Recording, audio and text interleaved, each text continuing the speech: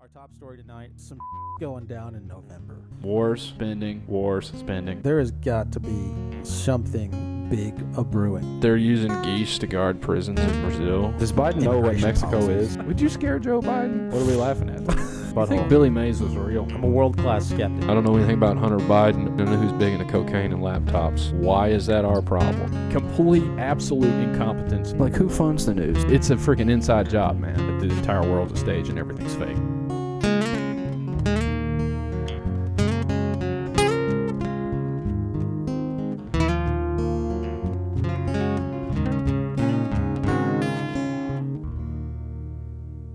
We're going. Are we? Yeah. Okay.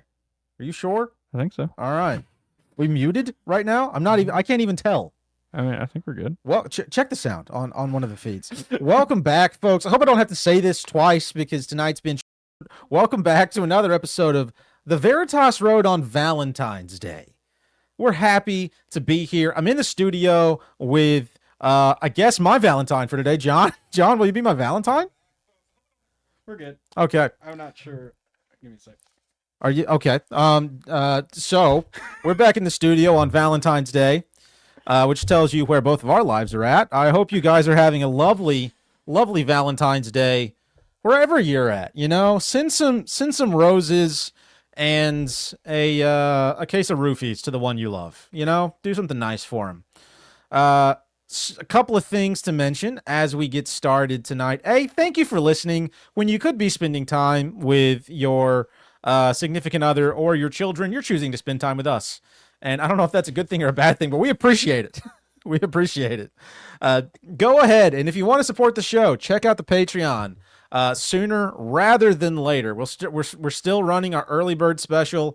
It is 33% off still, so go. What's up, Neff Hunter? Go check that out. We did a lot of work on the Patreon over the weekend, or I guess today is still the weekend. Yesterday, we did a lot of work on the Patreon yesterday. We've got a lot of fun stuff coming very soon, so go check that out. It's got a lot of stuff coming to it. Early Bird Special is going to run till March 1st, so sign up now while you can. Get in at the $2 level, and you'll keep all the cool benefits that will be available to. We haven't gone public with our tier names yet, but our regular tier. So you'll keep all that. So go check that out. Give us a like and follow the stream. You're already ignoring your wife on Valentine's Day. The least you can do is like and follow us. And then go check us out on all the audio platforms, Spotify, Apple Podcast platforms, audio platforms. Go check us out on all the audio platforms, Spotify, Apple Podcasts, all of that stuff. And a couple of people we're going to be talking to soon. We're going to be hanging out with Danny from the Rabbit Hole Podcast this coming Monday, February 16th.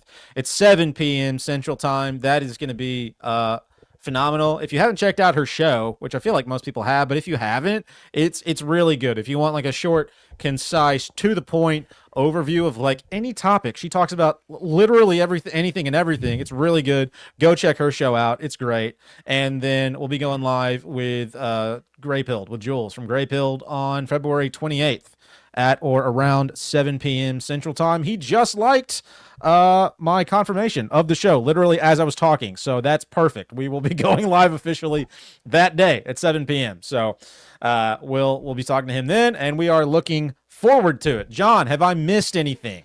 I do not think so. That is not me. That is my other camera. There we go. I do not think so. Okay. I'm just, it's a little bit of a show of me getting the producing doing going so tonight. good tonight. We're getting there. We're doing We're so getting good.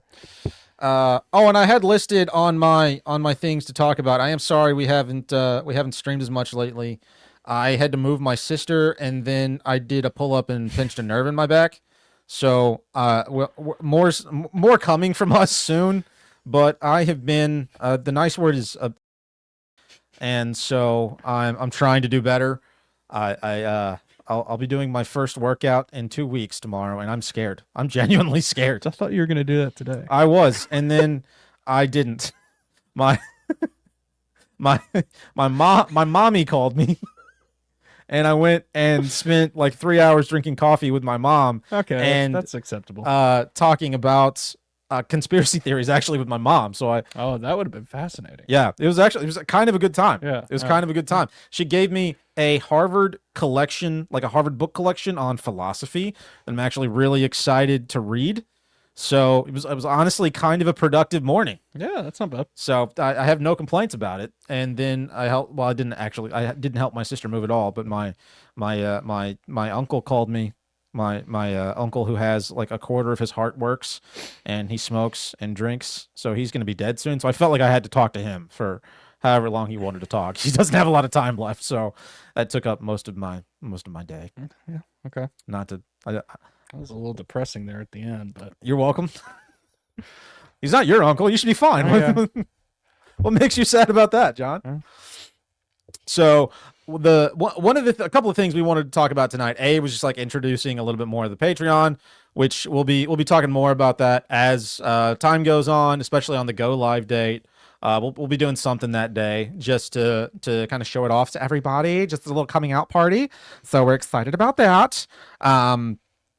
And we the other thing we wanted to talk about was we're trying to do some more like focused content, I guess, and put together some more specific, I don't want to call them series, but like segments, I guess. Is that a good word for it? And one of the things we wanted to do was periodically, and I don't think we even know, did we talk about how often we're going to do these? Periodically having like a more like Bible or spiritual faith based segment a little bit more regularly. And I have our list of ideas right here that I meant to open up before I started opening my mouth. And this is, I guess tonight is going to be kind of the inaugural discussion regarding that sort of thing. But just like a periodic view of the Bible, maybe we'll get some people on who like talk about like faith topics a little bit more often, but something along those lines, because at least for me, and maybe we can start the discussion here, the more of like the truth train I ride on, the farther I look down any like conspiracy centric rabbit hole, be it some of the like OG conspiracy theories, MK Ultra, the Kennedy assassination, 9/11, any of that stuff. It all leads back, obviously, to like the occult, hidden knowledge, and that leads to, some form of Satanism and spirituality and spiritual warfare. Aliens, same thing. And like you pick your favorite conspiracy topic, like health and wellness, the jabs, like all of it kind of ends up leading back to the same place.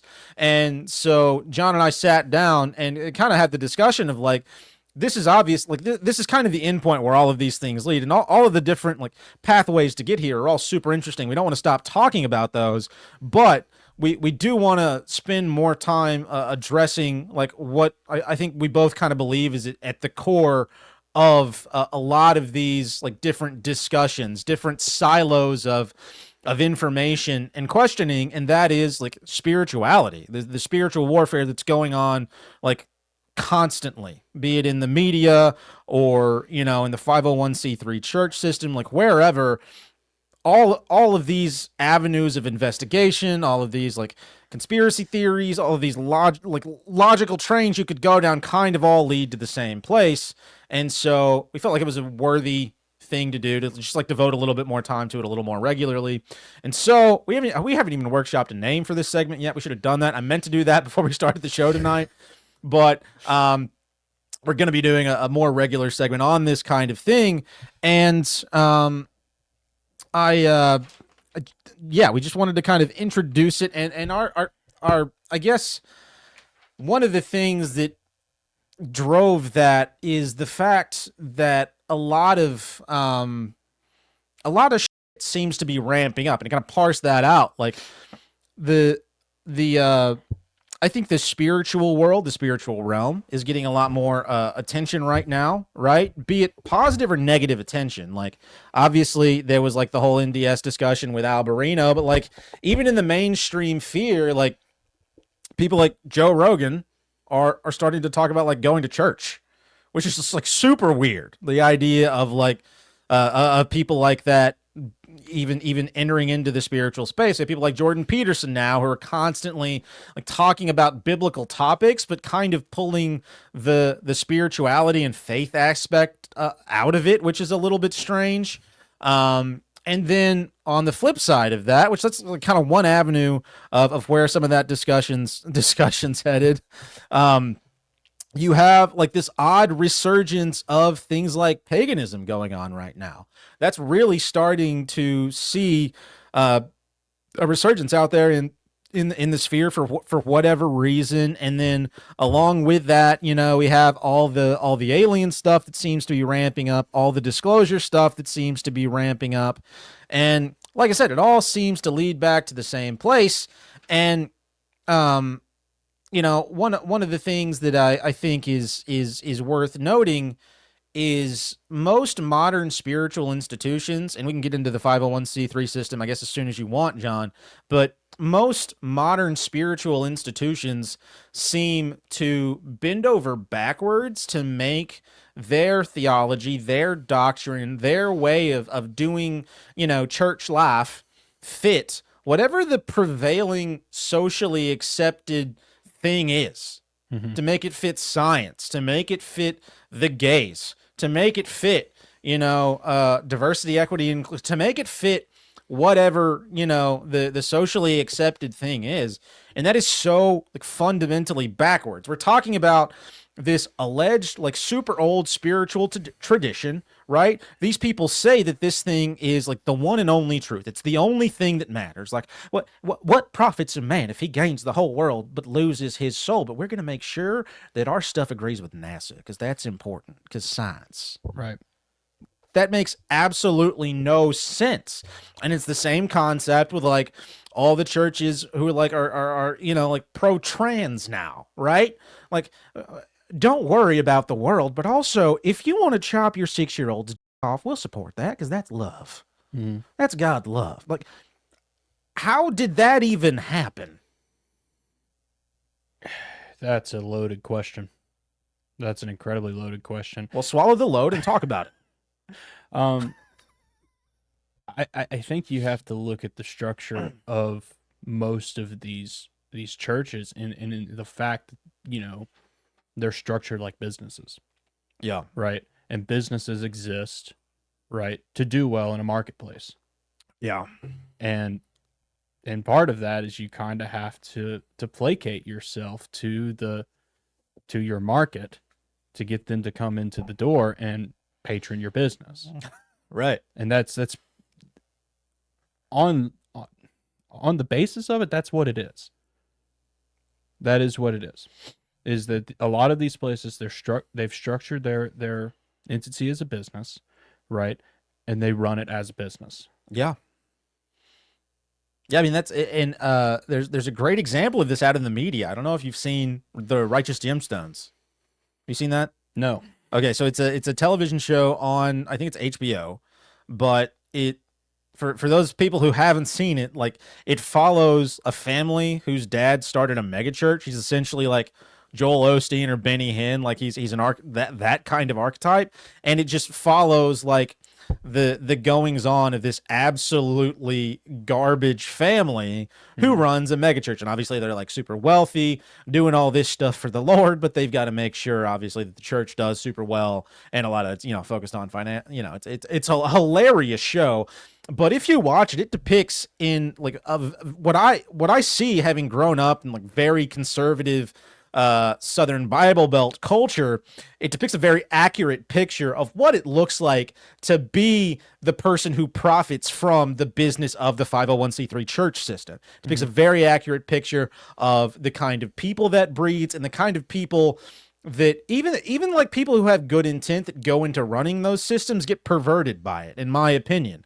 Because you have to, if you want to run a successful like 501c3 business church, right? You can't fundamentally run a like clean-hearted, innocent spiritual organization. It can't be that, because it will fall flat on its face. It just doesn't work, because at the core of what that thing is are taxes, money, the government. Like at the very core, isn't the thing that's supposed to be at the very core, which is like spirituality and connection to the Creator. Like, you're already starting from a bad place. Like, already we've started at a poor spot. Yeah. Yeah. And you kind of, you see its parallels of how much it really does just parallel the entire corporate structure. And it just mirrors that. And somehow that has just made its way into all types of religious organizations, really, no matter what the religion you want to choose, but especially like in our context, we're talking Christianity, is, they structure themselves exactly like a corporation is. There's a board of directors, which are typically whatever, take your name for it, elders, bishops, whatever. Pastors. Well, no, pastors. Sometimes pastors are like this, the preachers. Sorry, yeah, but they're like the staff, right? Different positions within that corporation, and they structure it down in the same way.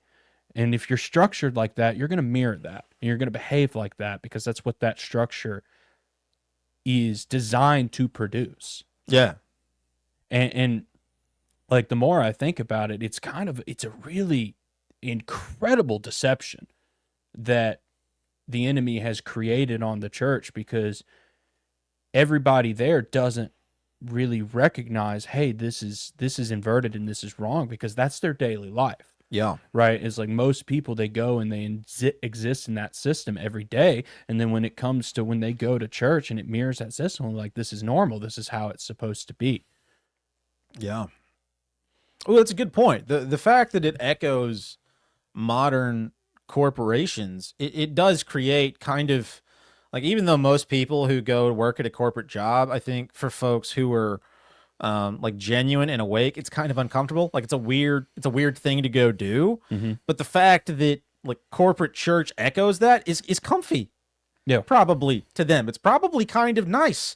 And I'm finally, like, that's the first time I've really recognized that. Honestly, it's never occurred to me, but I've seen it, like, played out. Now that you say that, I've seen it played out in practice with a lot of people I've grown up with who are, like, prominent business people in the area, right? Who are super comfortable putting on a suit and being a two-faced son of a bitch. And they also do that really well at church. Mm-hmm. And so that's like a win-win, right? I get to go be a cunt at work, and I can be a two-faced at church. Like, it's perfect. It's the perfect marriage of those systems. And the fact that, I'm almost more comfortable with the corporate model, like, in a business setting, because at least, like, that is blatantly self-serving. It's not really pretend. Like, sure, there are these, like, weirdos who are like, our business serves the people we serve, but, like, everybody knows that's fake nonsense, right? Like, we're all aware of that. But in the setting of a group of people who profess to be there for, like, benevolent spiritual purposes, it's so much worse, because it's so damn fake. Like, it's so, in my opinion, it's so much worse in that setting, and so much more gross. Like, it's just gross. Yeah. I hear you. And one of the things that bothered me about the kinds of archetypes, the kinds of characters I'm talking about, I guess, is because what it's starting to look like, at least for me, if you want to use, like, a biblical example, what I'm seeing is a modern iteration of the Pharisees in biblical text, right? The Pharisees, I don't know how many people are that familiar with, like, the Bible. It never occurs to me to parse these things out, because I grew up in them, so, like, it doesn't even occur to me to, like, explain them. Right. But, like, the Pharisees were these essentially, like, religious elite who, like, allegedly knew the Bible and all the religious texts that the Jays had, like, in and out. They knew every word, and they went to the nth degree to make sure, like, they never got even anywhere close to violating Jewish law. But at the end of the day, they were complete, didn't care about, like, taking care of the people around them, didn't practice, true religion, true spirituality, and it's in any real sense. They were just there for the accolades, to look good. Like, there was no substance to them whatsoever. Mm-hmm. And the way Jesus treated these people was to put it nicely, poor. It was very poor. He did not like them. He wasn't a fan. And so for me, it brought up two questions. Are most of the people, or at least a good chunk of the people in the modern like 501c3 church system. Pick your favorite denomination. Fill in the blank. Fill in the blank here with your favorite or least favorite denomination. This is the interactive portion of the show. Are they as close as, we could potentially conceive to what the Pharisees would have been, right? Because that's what they start to seem to me. The other question is, like, and this one's perhaps a little more, like, I don't know, like it hits me on a little more emotional level. The idea is community, spiritual community is a place for people who are fucked up to go and find like community, to find at the very least like a sense of belonging and a path out of whatever is ailing them, be it drugs, be it their penis, be it, whatever it happens to be it an obsession with work that they can, like, whatever the thing happens to be. Like, spiritual community is supposed to be a place for those people to go and like be together as people who are like broken.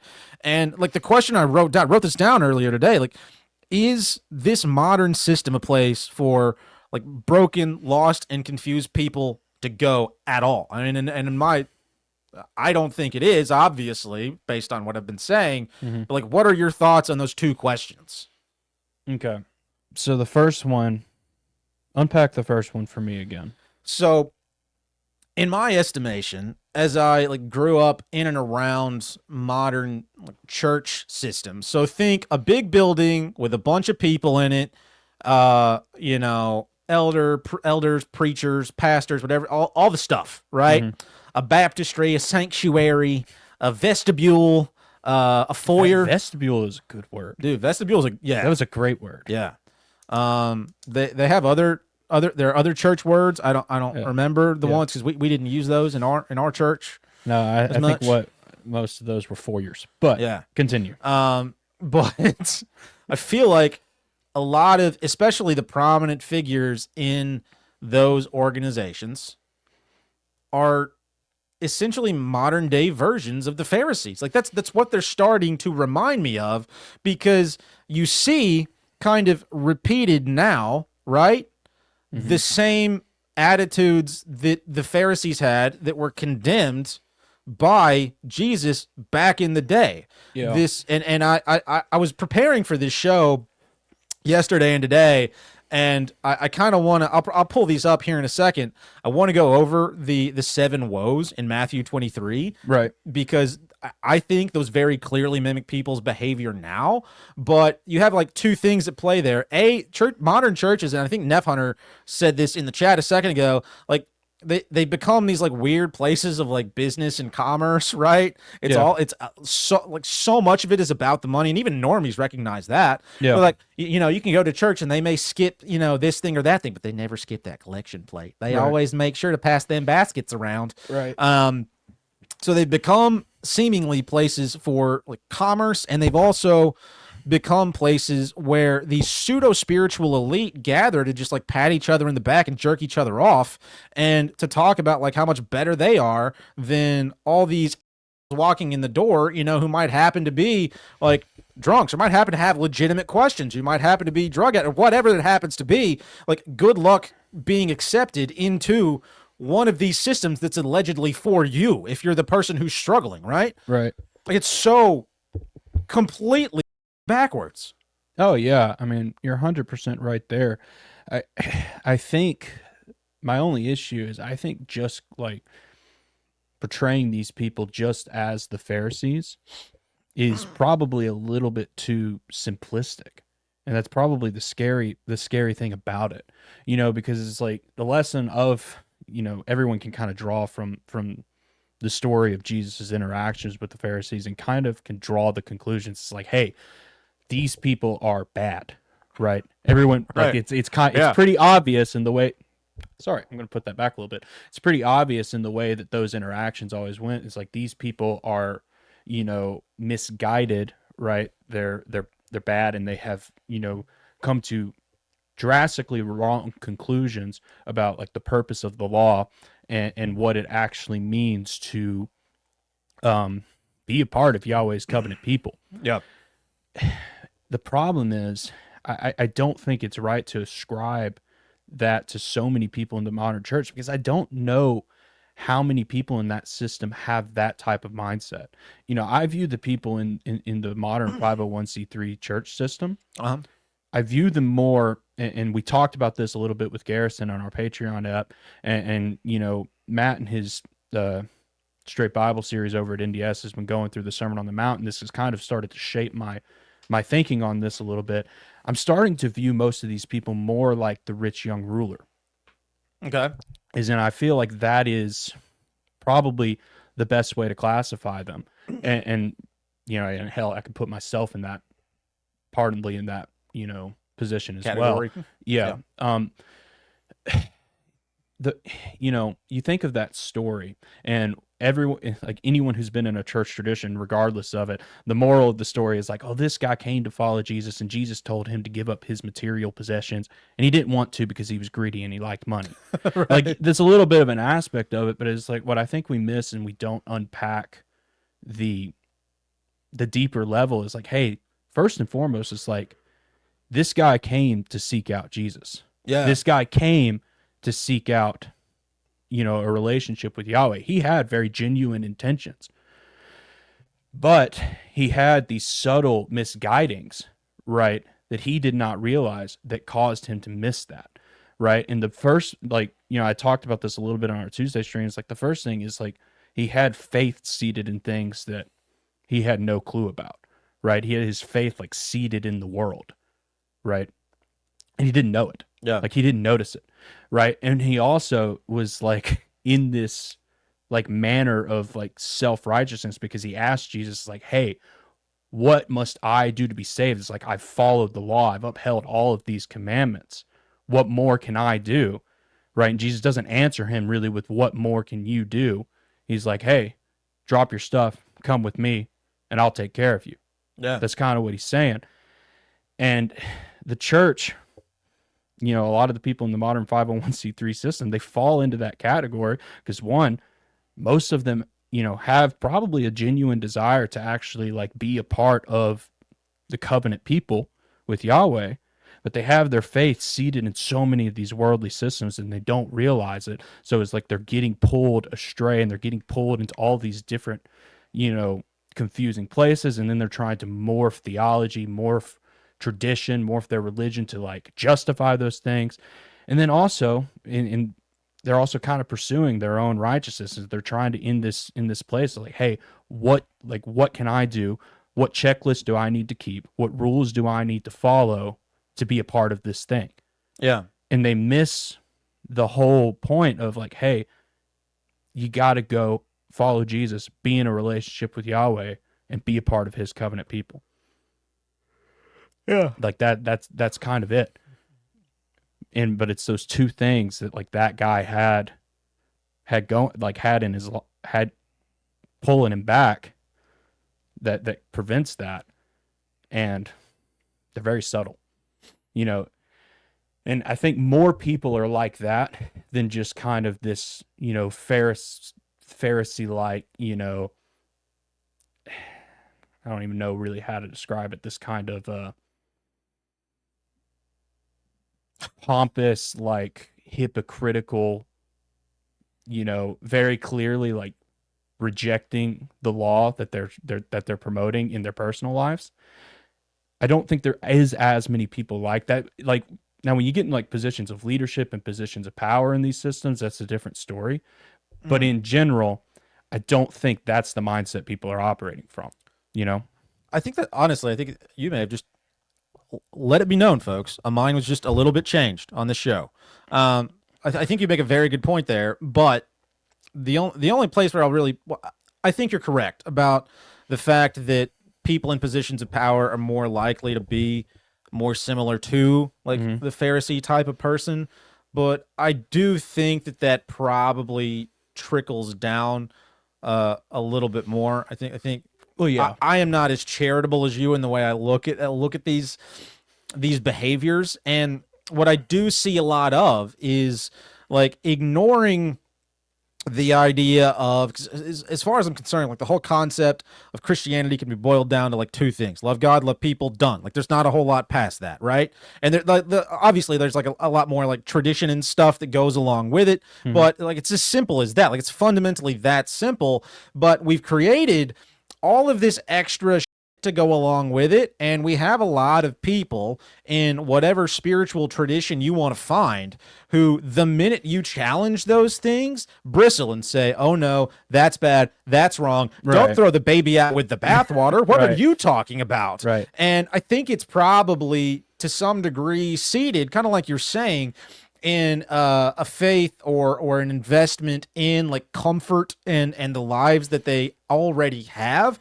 But I would argue it manifests itself because I think the Pharisees were probably not like all just like actively like constantly evil, you know? Right. A lot of that was faith that was seated in the wrong stuff, in their own position, in their own wealth.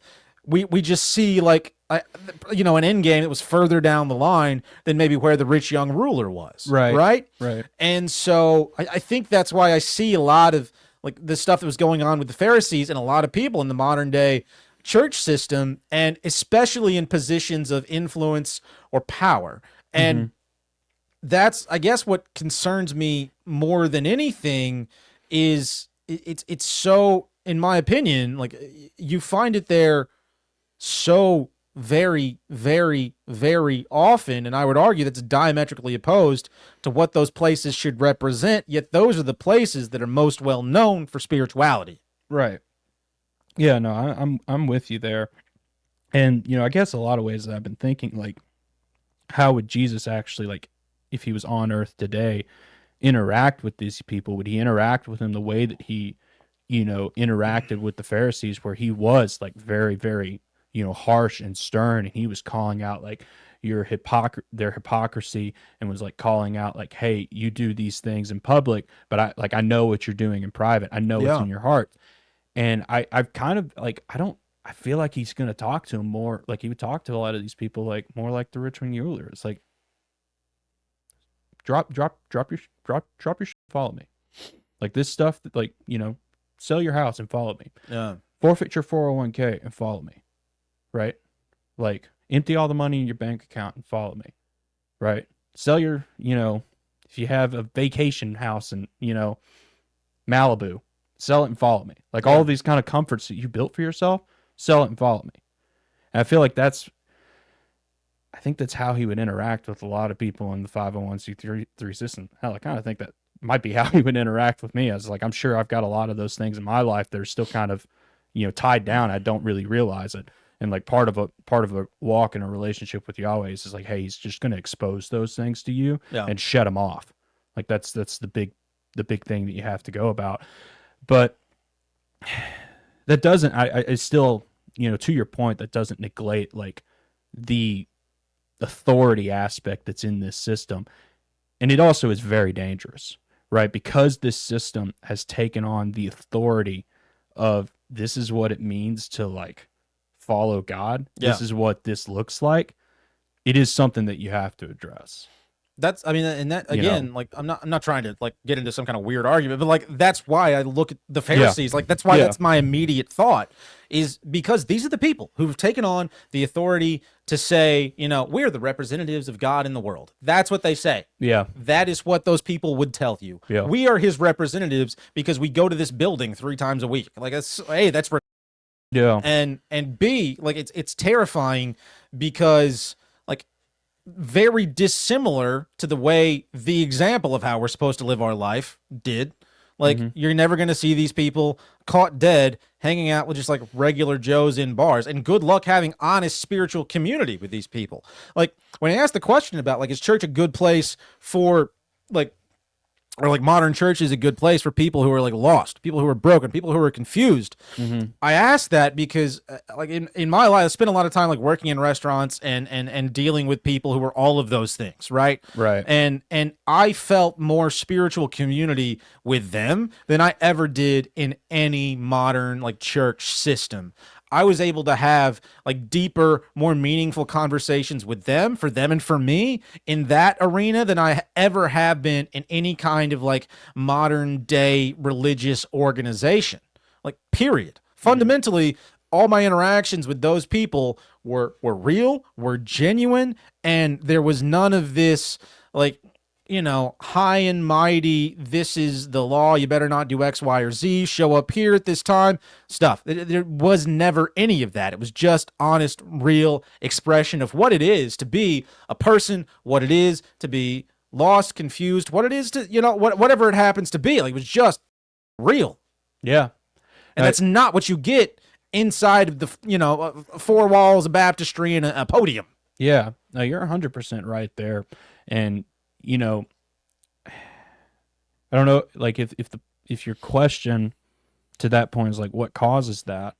And, I kind of alluded to this also in our episode with Garrison, but we have like, and it's an observation I literally kind of made that night, is like the church system hasn't really dropped the idea of just the concept of, upholding the law. And that's what we're here to do. Yeah. Right. They haven't really dropped that concept, and like they've fallen into this trap of, all of this is just about like maintaining our own righteousness and doing all of this ourselves. Right. Yeah. Like in you take this kind of like checklist behavior and you just follow the rules that you think that, God has prescribed to you. And that's not really, in my opinion, I don't think that's how this relationship works. I don't think it's a set of rules.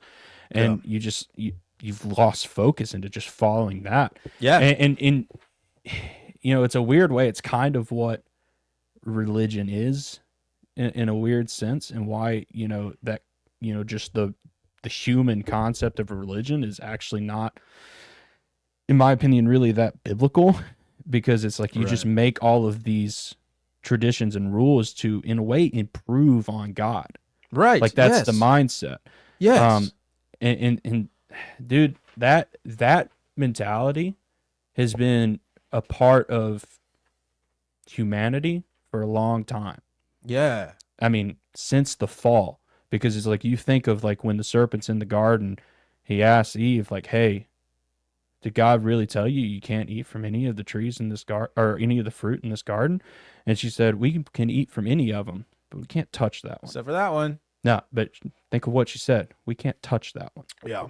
God didn't say that. He said you can't eat from it. Right. He didn't tell her you couldn't touch it.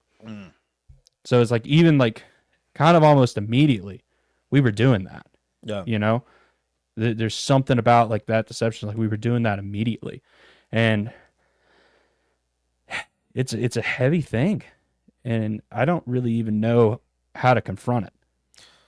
And to your point, it demonstrates a fundamental lack of faith in like the creator. This whole idea that you don't even trust like God to set like appropriate rules. You have to like go to the nth degree to avoid. Does that make sense? Like it almost represents a fundamental lack of trust in Big H him, Right. And yeah, you're right about that. And so to your point, I thought that a lot of the things you just talked about are very well represented, and I'm not trying to be that show that like reads and preaches. So this is probably not going to happen that often, folks. But in Matthew 23, Jesus like completely obliterates the Pharisees. It's the 7 woes that he goes into, where he tells them like, hey, you guys suck, and here's why. Like he lays out exactly why they just completely suck. And so I kind of want to go through these one by one. And so it's in Matthew 23, starting in verse 13. And for all of you version people, I don't give a shit. I don't even know what version this is I'm reading from. I feel like it's going to be okay. So, but woe to you, scribes and Pharisees, hypocrites, for you shut the kingdom of heaven in people's faces, for you neither enter yourselves nor allow those who would enter to go in. That's the first one. Yeah, and I sit with that for a moment. That's a heavy statement. Yeah. And we, It's one thing I've noticed, like as I've started to, study scripture more on my own and listen to people who have also kind of done the same and tried to like interpret it for what it's saying Yeah. without like all of the filters and traditions that come from every different tradition of church. Right. Like a big problem that the church has with scripture is that it filters out like the weight and like the emotion, the consequences, and like all of the meaning behind it. And like really anybody should read that and be like kind of have to stop a second. Yeah. Like that's a heavy statement that he's telling them. It's like, hey, like you guys are shutting people out of being a part of like the kingdom that is to come. Yeah. You guys are shutting people out of, a relationship with the creator. Like you guys are shutting people out.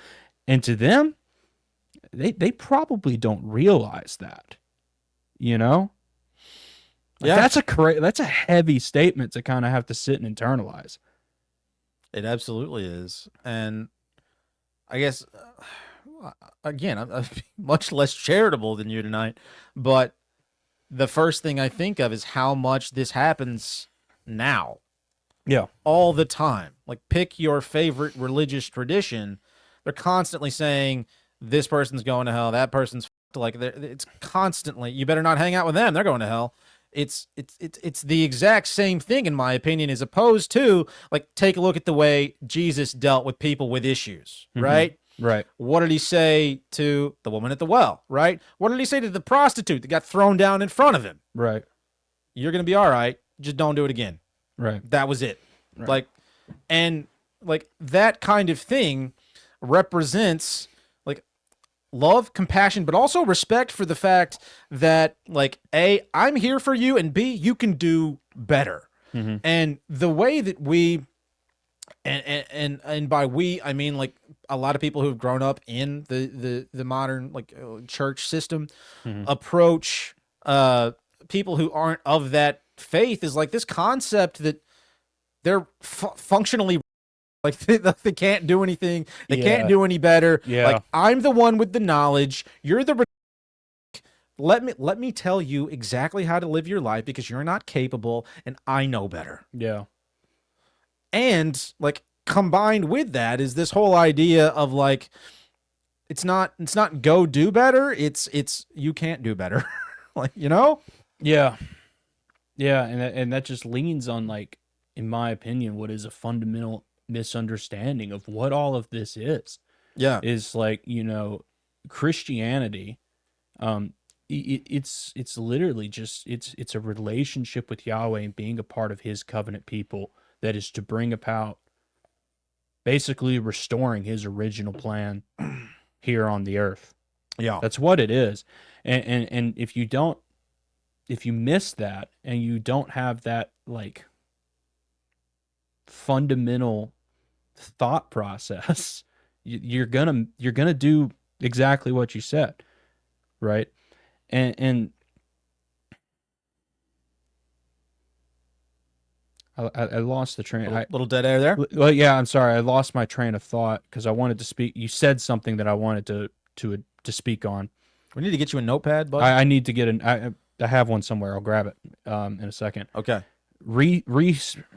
I can't say that. Again, like John. repeat the idea of your thought there, because there was something in the second part that I thought was really important. Well, just like with the idea of shutting the kingdom of heaven in people's faces, it's this concept of like, well, I don't know if there's a better way to say it than like most religious organizations do just that now. You look at people who aren't of your tradition and you're like, nope, not you, shut down. You look at people who, Yeah. Yeah. Okay, you back on your train of thought? Yeah, and there's the problem there in that specific instance is this, this idea of fear and dogma, Yeah. right? That's what guides that. Right. And that is fundamentally created by misunderstanding what this thing actually is and what this thing is actually about, right? And it's, develop this idea that like all of this really, this was the point I was trying to make. When that stuff manifests Yeah. to the people who are manifesting that, all of this is just an intellectual exercise to them. Explain. That's it. Because it's like when you're, digging into dogma, you're digging into these things, and you're not willing to let them go, or you're not willing to have them questioned. Right? This is just an intellectual exercise because it's just you trying to uphold, like, you being right about a thing. Yeah. Like, that's all you're really trying to do. You just want to be right about this thing. You just want to, like, intellectually, you just want to be like win a good debate. Like, it's all in this kind of intellectual field. Right. Right. But when it's actually like realizing, like, hey, we're kind of a part of a relationship, we're part of a people, Something that's bigger than intellect. Something that is bigger than our own intellect. Yeah. That stuff kind of will fall by the wayside, Yeah. because the goal is to bring the people who aren't a part of that in. Right. And like the people who you even have disagreements with in that, like, they're a lot of ways they're kind of just pointless in light of what it actually is. Oh yeah, they're completely pointless. And you're right. You have a bunch of people squibbling over, like, this minute concept, that minute concept, music, no music, pants, dress, like, and it's all complete and utter. Yeah, especially like just in light of, and that's one thing that, like, growing up in the church system, in the Bible Belt, from our perspective, that always really bothered me. Yeah. Right. Because it's like, you would have denominations like solely out of what happens in the 1 hour service on a Sunday. And the more and more I thought about it, it's like, this is so, like, not to say that it's irrelevant. Like, the actual, like, assembly of believers is important. Yeah. Right. Sure, yeah. And like, not to diminish that, but like, this is so, like, minute in comparison to the entire Christian walk and the entire story of the Bible. Why the hell have we given this 110% of our attention? It like, even as a kid, that really bothered me, because it's like, hey, like, we have, it's like, in like kind of our church tradition from the Church of Christ, we were told, like, hey, you can't associate with the Baptists, you can't associate with the Catholics, you can't associate with the Methodists or whatever. Yeah. Right. And a lot of the disagreements, it's like, there were theological disagreements that are important, don't get me wrong, but a lot of it was really, most of them weren't, though, theological. Most of them were not. Most of theological it was disagreements really at all. kind of focused on, like, how the structure of, and the corporate structure was run. And I was just like, hey, do these people, like, not all profess the name of Jesus? Right. It's Like, comical to me how like, do ridiculous these it is. people But you're not? exactly right. Then what are we doing? Yeah. Like, and not to say, like, hey, you can't have disagreements, and, like, hey, some of these issues aren't important, because it's like, there is a lot of theology that, like, say, like, the Baptists have, and, like, people who come from the dispensationalist ilk have, that I actually think is really dangerous and needs to be addressed, because, it can cause problems down the road, So it's like, it's not to say that that's not important, but it's just like losing the concept of what this is. That just astounds me, and it's so prevalent in all of the 501c3 and country club system, but especially here in the Bible Belt. Yeah. And it's like, it's not just like the Church of Christ who do this. You go over to the Baptists, they're doing the same thing. Yeah. Right? You go over to the Methodists, they're doing the same thing. You go over to the Catholics, they're doing the same thing. They're really doing the same thing. Right? So it's like, it's not just like, our tradition that we grew up in. It's all of them. Yeah. In the fact that we've just kind of dropped the core issue kind of blows my mind. Yeah. And just to illustrate that for the people, we went to a religious high school, and we literally saw people get fired over, like, having a guitar at church. Yeah. We literally saw people get fired over that. Yeah. And so that is such a irrelevant thing. Like, it's not even remotely relevant to anything at all, as far as I'm concerned. It's so ridiculous. And people, this is, again, I feel like I'm trying to drive the same, but this is why I compare all of these, like, so much of this system to the Pharisees, because it's this hyper focus on this one aspect of a thing, right? Kind of the same way they did in a lot of stories in the Bible, where, like, you picked a piece of grain on the set, you piece of shit. Like, how dare you? Like, that's the concept that prevails. It's prevalent amongst so many, I would argue, all organized like religious sects. That's what they Yeah. are. That's Yeah. why there are so many, because they quibble over these completely irrelevant things. Yeah. Just like the Pharisees. Yeah. Just like the Pharisees. And so with that, do you have any more on that particular woe, John?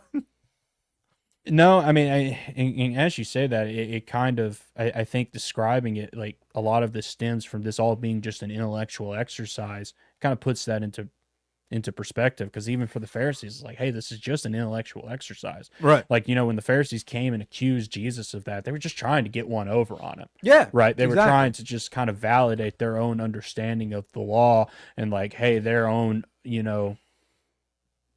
kind of intellect and their own like, hey, we know all of this stuff and you don't, right? So how dare you? So Yeah. yeah. I think you're exactly right. Okay, so the next one. Woe to you, scribes and Pharisees, hypocrites. This is a tough one. For you travel across the sea and land, for you travel across the sea and land to make a single proselyte, and when he becomes a proselyte, you make him twice as much a child of hell as yourselves. Mm. So, let's put that into perspective in the modern day, okay? What are so many religious organizations focused on? What's one of their primary focuses? Yeah. I bet you can guess it, John. What is it? Membership. Yeah. Oh, no, that's actually not what I was thinking. Ooh. Mission work. Okay. You're traveling That's across the land and sea to make Yeah. a single proselyte, and what are you teaching them? You're teaching them the quibbling, dogmatic pseudo-religion that you brought from your 501c3 organization and turning them into twice the child of hell that you are. That's what I see when I read that. That's what I read when I read that. Yeah. Agree, disagree? I don't know. Like that also is such a heavy statement that, first and foremost, I'll kind of push back a little bit. I don't think it's like, it's not wise for me to make, first and foremost, it's not wise for me or you, I think, to make that accusation, right? Because first and foremost, like this is an accusation of the Son of God to the religious elect. I'm just drawing parallels. Well, I mean, I get the parallel, but to like, I can't like actually take that as an accusation against anybody because man, that's not my place. But to like the actual like parallel, like I can see it. It's a very, very tough thing.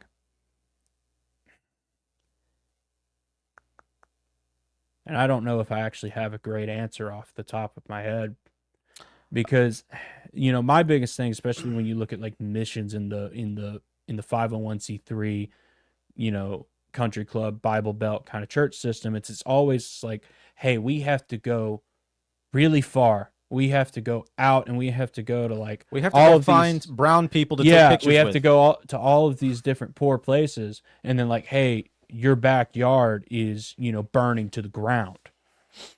Right? That's always been my kind of harking on. It's like, you going out and you're doing all these things and like I don't like to necessarily even dismiss them as bad things because it's like, yeah, you're bringing, service to these people.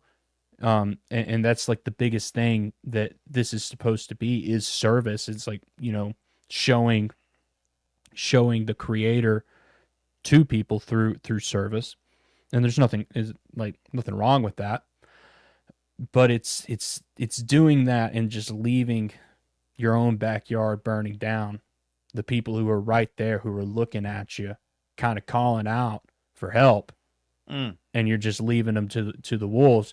And it's, for a lot of these like, short 1-2 week mission trips, it's like it doesn't really actually require a lot of you because it's like you can go there, you can do your thing, you can build some, schools, you can build some houses, and you can go away. You don't really have to like maintain that relationship, disciple those people, right? You can kind of leave and like the people, and like like kind of all these churches kind of do it together. It's like, you know, one church will go for a week and then they'll leave, and then the other church they can like kick the responsibility down the road, kicking the can. and down like the when road. it's the people that's in your backyard, you can't do that. right. Right? Like you have to take responsibility for these people. You have to disciple these people. You have to bring these people as a part of your community. And it's like most of these, again, pick your tradition, pick your denomination. They're doing that. So they're leaving the people in their backyard just out of it. You know? Yeah. And like I don't know if, you know, I see the parallel you're making, but I just want to be very careful that that doesn't get levied as like an accusation. You know, do you see what I'm saying there? Because I don't understand Well- and why that's a problem, because, and let me put it to you this way. It's not like I'm calling anybody specifically out. My point here And is that- yeah, like what Jesus is saying here is you're traveling across the land and sea to create like to create a single process. Like, what's he saying? You're going like super far to be able to say, hey, I made a disciple over in the Philippines, and you're coming back and likely bragging about it. And more often than not, you're probably creating, because you're somebody who's already like fundamentally coming from the wrong place. You're more than likely going to create somebody, right? Since they've already, like, instead of hearing good doctrine and then twisting it, they've heard twisted doctrine, and they're probably going to continue to twist it, right? Right. And so you're creating essentially twice the child of hell as you. Right. And what we see in a lot of these organizations, why I don't think it's an unfair thing to say, is this hyper focus on, well, have you done any service or mission work lately? Yeah. Have you gone and found a lowly brown person and elevated them to the status of a good God-fearing white? Have you done that? And if not, why don't you love Jesus? Right. Like, it's so backwards. And also it's this concept that like you can come back and now you're a good person. Now you can brag about it. Now you get the accolades for having, you know, we went down to the brown people of Mexico and we saw that they were brown and they were poor. And like, how is that doing anybody any good? Yeah. You know, Yeah. you're not giving them anything useful. And I'm not saying there aren't like honest people who have a passion for like going to another place and doing good things. That absolutely exists.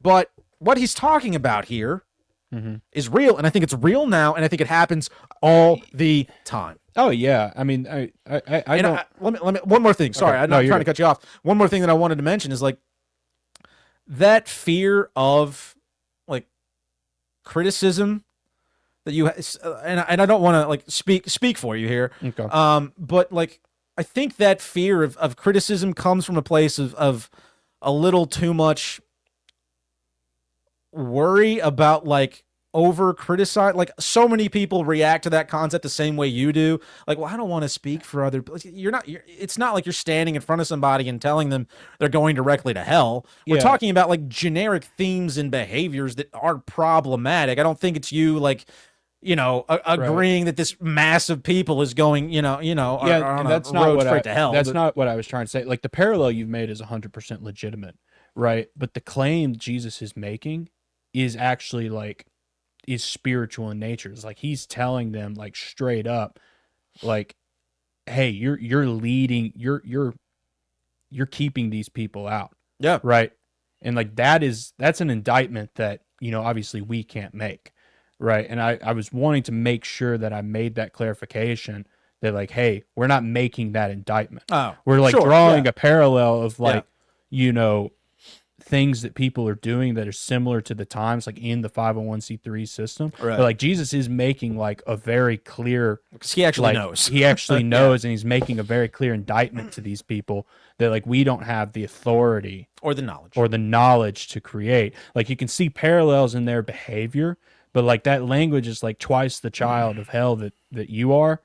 Like that's very heavy, Yeah. like an authoritative language that, in my opinion, we don't have necessarily the right to use. Oh, I'll give you that. Yeah. And that was the point that I was trying to make. Like not like, hey, like you can't make that criticism and like really, because it's like, you're right. A lot of people in that system will be like, well, this is mission work. This is service. right. Right. You can't criticize it. This is acts of the Lord. Yeah. And it's like, yeah, you can, because it's like, hey, it is in a lot of ways misguided and not necessarily what you think it is, right? It's a lot, JC kind of, stay in the mic there, but JC mentioned it in the chat. Like, it is something that's kind of to serve you and to serve your business model, to get, good,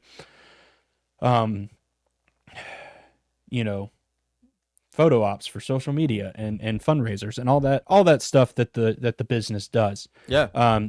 Right. And like, yeah, you got to criticize that. You got to call that out, and you've got to encourage that to be better, but to actually just really make sure that you're not making the indictment that Jesus was making, right? Because it's like that indictment comes from the authority of the Son of God, right? Sure. That I'll was give you that was that, the clarification that I wanted to make, that I didn't make. That did not come across. Yeah, that it did not come across, but it's a clarification that I wanted to make sure that, like, the viewers at home who might get pissed off, by this conversation, like, hey, don't misconstrue that. Yeah. I'll give you that. But yeah, no. All right. Ready to move on to the next one? Yeah. All right. Woe to you blind guides who say, if anybody swears by the temple, it is nothing, but if he swears by the gold of the temple, he is bound by his oath. I think that one speaks for itself. I don't even know how much more I have to say about that, other than, like, there's obviously so much more focus placed on money and status in this country club system that we have than on anything good. Like, I've even had a lot of conversations. I remember as a kid, I said that spoke for itself, and I'm still talking. I remember a lot of conversations as a kid with people in and around, because my mom was like, my parents were like, my dad was an athlete. My mom had a lot of issues, and so we bounced around from church to church. And I remember having a lot of conversations with people who were like, and maybe they were talking about other people who I didn't know, or who, whatever, and they were describing other people to me, and they're like, oh, they're a good guy. They're a great family. That's a good guy. They're a good family. And I would always, like, ask, because I would know, like, you don't really know them at all. Like, this is a strange person you're telling me is a good person. Why are you saying that? Why are you telling me that this person who you've met twice is a decent human being? You have no clue. Right. And as like an 8-year-old, I finally came to the conclusion that you're telling me that because they have a prominent position in your organization, because they have a decent amount of cash in their bank account, and because they have good social standing in the worldly community at large. And so, if they say they're going to do something, you can take it to the bank. Yeah. We're swearing by the gold in the temple, essentially. Like, I see that as the same thing. Maybe I'm drawing the wrong parallel here, but I see that as the same thing. Yeah, I'll be honest on that particular, like, statement. I need to unpack that a little bit more to actually know what it means, because it's like I don't necessarily have a full understanding of what he's saying. But to your kind of talking about, like, people venerating, status in the church, and like the people who take prominent positions in the church Yeah. are obviously people who have money, status, good, like, kind of like, usually good like corporate positions, whatever you want to say, is like they've really perverted kind of the idea of, like, what Paul prescribes are the standards of actually being a leader within the body and within the church. Yeah. Is like they've taken the worldly idea of what is a person of high respect and applied it to the church. Yeah. And it's like, that's not really what Paul was saying. It's like Paul was saying, it's like, hey, like, the people who you choose to lead you, and the people who you choose to kind of take responsibility for this thing and for this, community, like, they need to be people of, like, high spiritual respect. Right. And, like, right, they need to be people who, are truly kind of seeking the way. Right. And we've kind of taken, because the whole system has become inverted, right? We've taken, like, what the world thinks is respectable, right? Having, a good amount of money and status and, like, all these things, it's all these comforts. And we've put that as, like, hey, this is what's respectable to be, like, in a position of authority in the church too. Right. And again, you can just see the parallels of how this, Played out then, it was playing out well, now. it's like how this corporate structure has just taken over the church, we don't, and you don't even see it Yeah. because again, like that's just normal.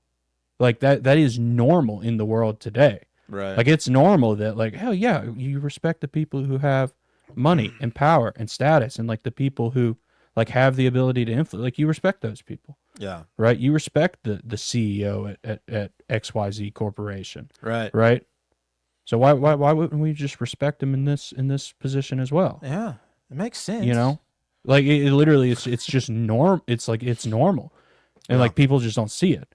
It views to them as normal. But if you're actually thinking, especially, you know, as Paul's giving guidance in his epistles, like, hey, this is how your community should be like governed and administered and like looked after.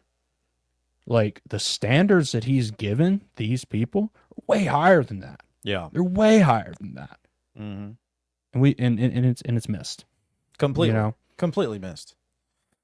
And you can see how it happens. Like, you know, it's like that's why, like for me, I've dropped the point to where I was like angry about these things. Yeah. Like I used to be like, how is this so screwed up? How are these people so stupid? How are these people missing it? It's like, oh, Right. like they're as stupid as I am. Like, right? Yeah. They're exactly as stupid as I am because Right. it's like it's very obvious how this happened. It's just the stuff that goes on in the world. They just normalized it in the church. Yeah. It's super obvious, and like you can't be like it's so obvious you can't be angry about it. You know? I mean, I guess that's a good point. I guess for me, like, I guess that's what makes me more angry about it. This idea that it is super obvious, yet everybody just accepts it. Yeah. Like It's super obvious. Why is everybody just accepting of it? You know? yeah. I mean that's a really That's what upsets me. yeah. I get that. That's a really long discussion that it takes a long time to unpack that, but you know, it's just so apparent to me. Yeah. That's just what's going on, and you know when your day-to-day life is this structure. Yeah. If you structure, you know, the church like that, most people won't bat an eye, right? Because it's what's familiar to them. It's what's kind of they see as like this is just how things work, you know. Yeah, and I mean, forget that for a second. Like a lot of people, most people are brainwashed into that system already. Like, Right. You start as a kid being told all of these things and being handed all of these concepts that, like, you know, X, Y, or Z person is they're a good guy. Why are they a good guy? Because they make more than your daddy. Right. And they're a good guy. And if you Right. don't tell them they're a good guy, they might not like your daddy. Right. And that is Right.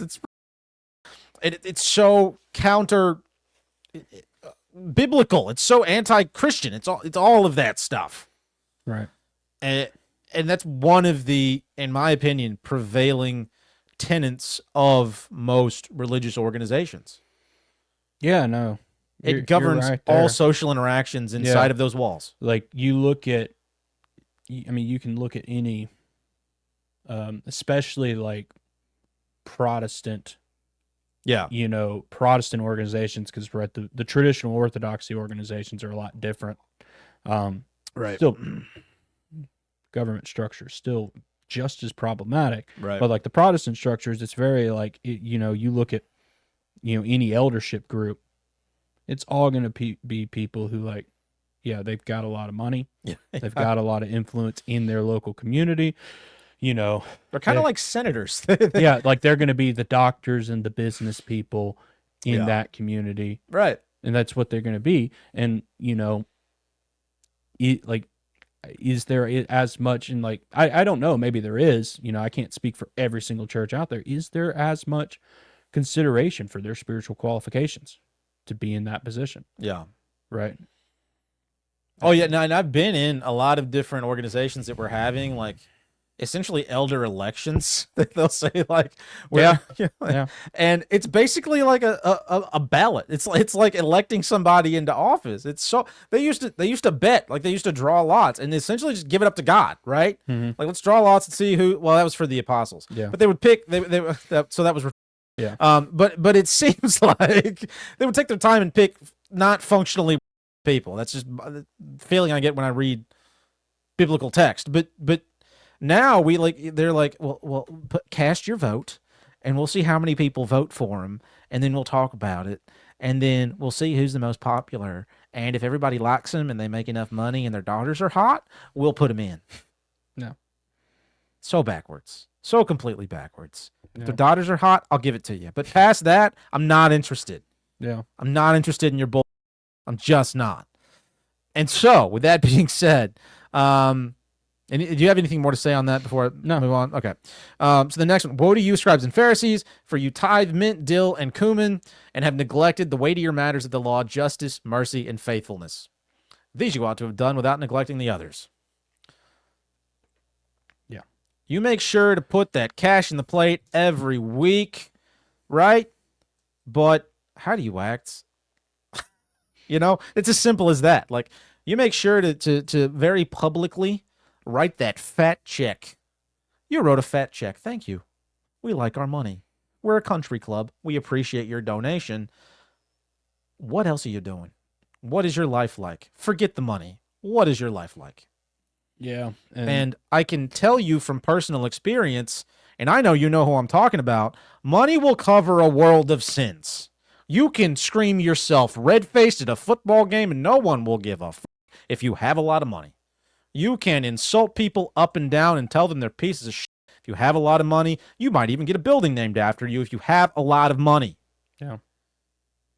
It covers a world of sins. Yeah, and like that in all honesty, that statement that and like what you're kind of talking about, that can go to people who are just kind of, average too. Yeah. Because it's like part of that is like, hey, you've taken this idea as like, oh, I give to the church, I'm doing my service. Right. And it's like you're not really taking on the responsibilities of Yeah. It's true. It's true. Enough hunter for the win. Thank you, sir. You can stand in the middle of Fifth Avenue and shoot somebody and not lose a single supporter if you got a lot of money. That's right. That was funny. Oh, that's great. What was I saying? Talking about how that's true for regular people. Yeah, I mean too. that is true for regular people because Yeah. it's like, I give to the church. That's my service. I give to this charitable organization. Yeah. That's my service. And it's like you use money to absolve yourself of the actual responsibilities of being a person. being a person, living faithfully, living in service to others. And that's a hard thing. Like that's something that for me, that's true. Like done that all the time. Yeah. Right. Like I kind of think, well, it's like, oh, I've given money to, this cause, or I've given money to like this homeless person on the street. All good things. Don't get me wrong. Yeah, they're not bad. Yeah. Awesome. Do that. But that doesn't actually like absolve you of the responsibility of living in like interpersonal, like service to others, living in faith and like living in like spreading the gospel. Right? It doesn't absolve you of any of those responsibilities. Yeah. But, it's kind of like it's comfortable right. for us if it does, Yeah, it's kind and of like like that's what we use it for. Right. So Yeah. Sorry, I was not. It's kind of like if you're trying to get in shape, and every week you just give a lot of money to Sean Ryan Yeah. instead of working out. yeah. Like that's what's going on. Yeah. It's like I'm trying to get ripped, so I'm just gonna give money to Sean Ryan and hope that it happens. Yeah. Yeah. It's very easy to like let that absolve you of any like personal responsibility that you have. Yeah. And like that goes beyond just like, hey, people in positions of prominence like doing this like as like just public displays of hypocrisy. Like it gets That's a good term. I like that. It's I all like of that. this it's all this subtle shit that like, people like normal people Do. get very complacent and don't recognize chief among them right here, That's fair, man. That's fair. I think everybody has done that because it's so much easier, especially if you have like any kind of job. Like it's very easy to do. Yeah, and that's a good point because it's like, part of what I've been trying to do tonight is like kind of connect like how the corporate worldly system has like really impacted all of this shit and shaped all of this shit for why it is the way it is. That's a big one. Yeah. Like, right, it's like your 9 to 5 job, you're, this thing that you kind of have to do, at least we think we have to do, It's fundamentally to- connected to your status at that yeah, building. but for it's one. also, it fundamentally ties up all your time, Yeah. right? It's just like, this is the thing that you just spend most of your life doing, Right. right? It's easy to, like, in a way, you kind of need like that outlet. If this is the thing that you have to spend your life doing, like, you need that outlet for people, like all this, like the service shit and like all this other shit that I need to be doing, that should be Yeah. doing, that should be taking priority. I need to give that off to someone else because I don't have the time for it. It's a good point, man. Right. And like, that's the a good big thing point. that, like, that's how that whole system affects that. It's probably the number one driver of that, if we're being honest. Yeah. Right. It's like people don't have the time to, like, Do anything. do anything. So, right, it's easy to just like, well, since I don't have the time to do it, I can at least, like, give my money to this organization. They'll do it for me. Yeah. Oh, that's a good point. Yeah. That was one of the things that Matt was saying on a Straight Bible episode is, like, if you profess to be part of the Christian tradition, you should be discipling somebody. Like, that's part of the Christian tradition. And you should be discipled by somebody. Right. Yeah. Nobody has time for that shit Yeah. at all. Yeah. When's the last time I ever did that? Yeah, dude. I'm gonna have to draw a big blank on that one, When's bud. the last time you did either? Right. Yeah, that's what I'm saying. Like, Yeah. I was never, neither one of those ever happened to me. Yeah. Like, mom and dad should be starting that process, right? Most people's parents both work. They don't have time for that nonsense, so they farm it out to, the pastor at church, or the youth pastor at church, or the sweet old lady who's hit halfway to the floor at church to teach in little tots, cheerful tots Sunday school, right? Or they send you off to a nice Christian school that they pay way too much money for. They shore it off to them, but then they're too busy teaching you about other stuff, about science, and about about intelligent design, and about how dinosaurs really do fit into God's plan, and how space is real, and all of that other bull, to really disciple you at all. And like the preacher at church, he's too busy discipling to the business owners in the area, right? And it just never happens. It never happens. Yeah. Except I'm sure, like, it does happen in a few, like, various, pockets, like individual real people who do take the time to, like, either seek people, to seek people Oh out. yeah, like, to say that, like, even like in my experience in the system, Yeah. I've seen that happen. Yeah. Like, it is just, it's very pocketed. It's not how the system operates en masse. Right. And that's probably something to caveat for this whole thing. Like, in every one of these systems, it's like you might find a little bit of realness in there. Yeah. It's going to be very, very isolated. Right. And you're going to have to search for it real heavily. And you're going to have to look real crazy to find it So in true. most of these places. You'll have to Right. look like an insane person. Yeah. But, it is there. It's just not as much there as it should be. Yeah. Is the point. But yeah, man. Yeah. That's heavy too. It is. Like that's one of those things that you hear it and you don't want to, yeah. because It's uncomfortable. it's very uncomfortable. and it It's makes like, you feel like a piece of shit. it's like, what the hell are you doing? Yeah. So no, I feel you there. So next one. Woe to you, scribes and Pharisees, for you clean the outside of the cup and the plate, but inside they're full of greed and self-indulgence. First clean the outside of the cup and the plate, that the outside may be clean too. Or first clean the inside of the cup and the plate, that the outside may be clean too. Sorry. Yeah. I mean, I don't know how much better this is borne out than in the simple fact that, like, everybody cleans up for the big country club meeting, right? Mm-hmm. We clean up for the big country club meeting. You put your nice jeans on, put your nice church jeans on, you put your nice nice button down on, right? Mm-hmm. You put your nice vocabulary on. You don't say Mm-hmm. right? Yeah. You put your nice attitude on. You don't yell at your wife. You put, the wife puts her nice attitude on. She doesn't tell you you are a impotent. You walk in the doors, right? And you fake it. Yeah. You completely fake it. Yeah. And I think a large portion of the purpose of like, you know, organized religion of any kind is the idea that like people need people and people need real people to be real people together. Right. That is the kind of thing that creates social structures that people can utilize for good things. And when that doesn't happen, you end up with a very sick, useless social structure that will lead to a bunch of bad stuff. Yeah. Yeah. And like, dude, that's one of the biggest dangers of the system, right? Is this idea that, you know, we have to come to it as something that we're not to be a part of it.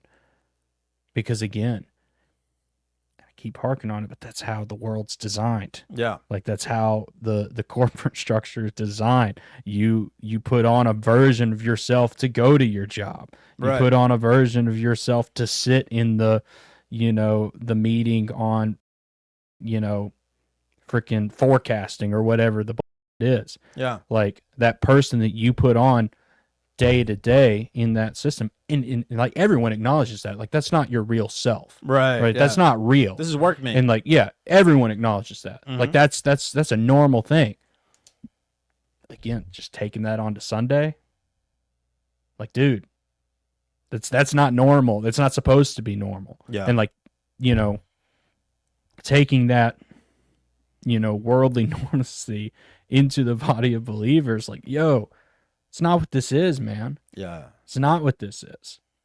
And yeah, you just, as we've talked about this and we've unpacked this, you just see how much the structure of the outside world has shaped this system, Yeah. right? And people just don't see it. Yeah. Again, because it's just all been established as normal. Mm-hmm. You know? Yeah, we've wiped the outside of the bushel of apples clean, and we told you it's okay. They smell weird. Yeah. That's what we've said. Like it's normal for them to smell strange. It's fine. Don't worry about it. Yeah. And speaking of things that smell strange, our Patreon is still what a on plug. sale for 33. What a 33. very weird spot to plug that. The Patreon is Jeez. still.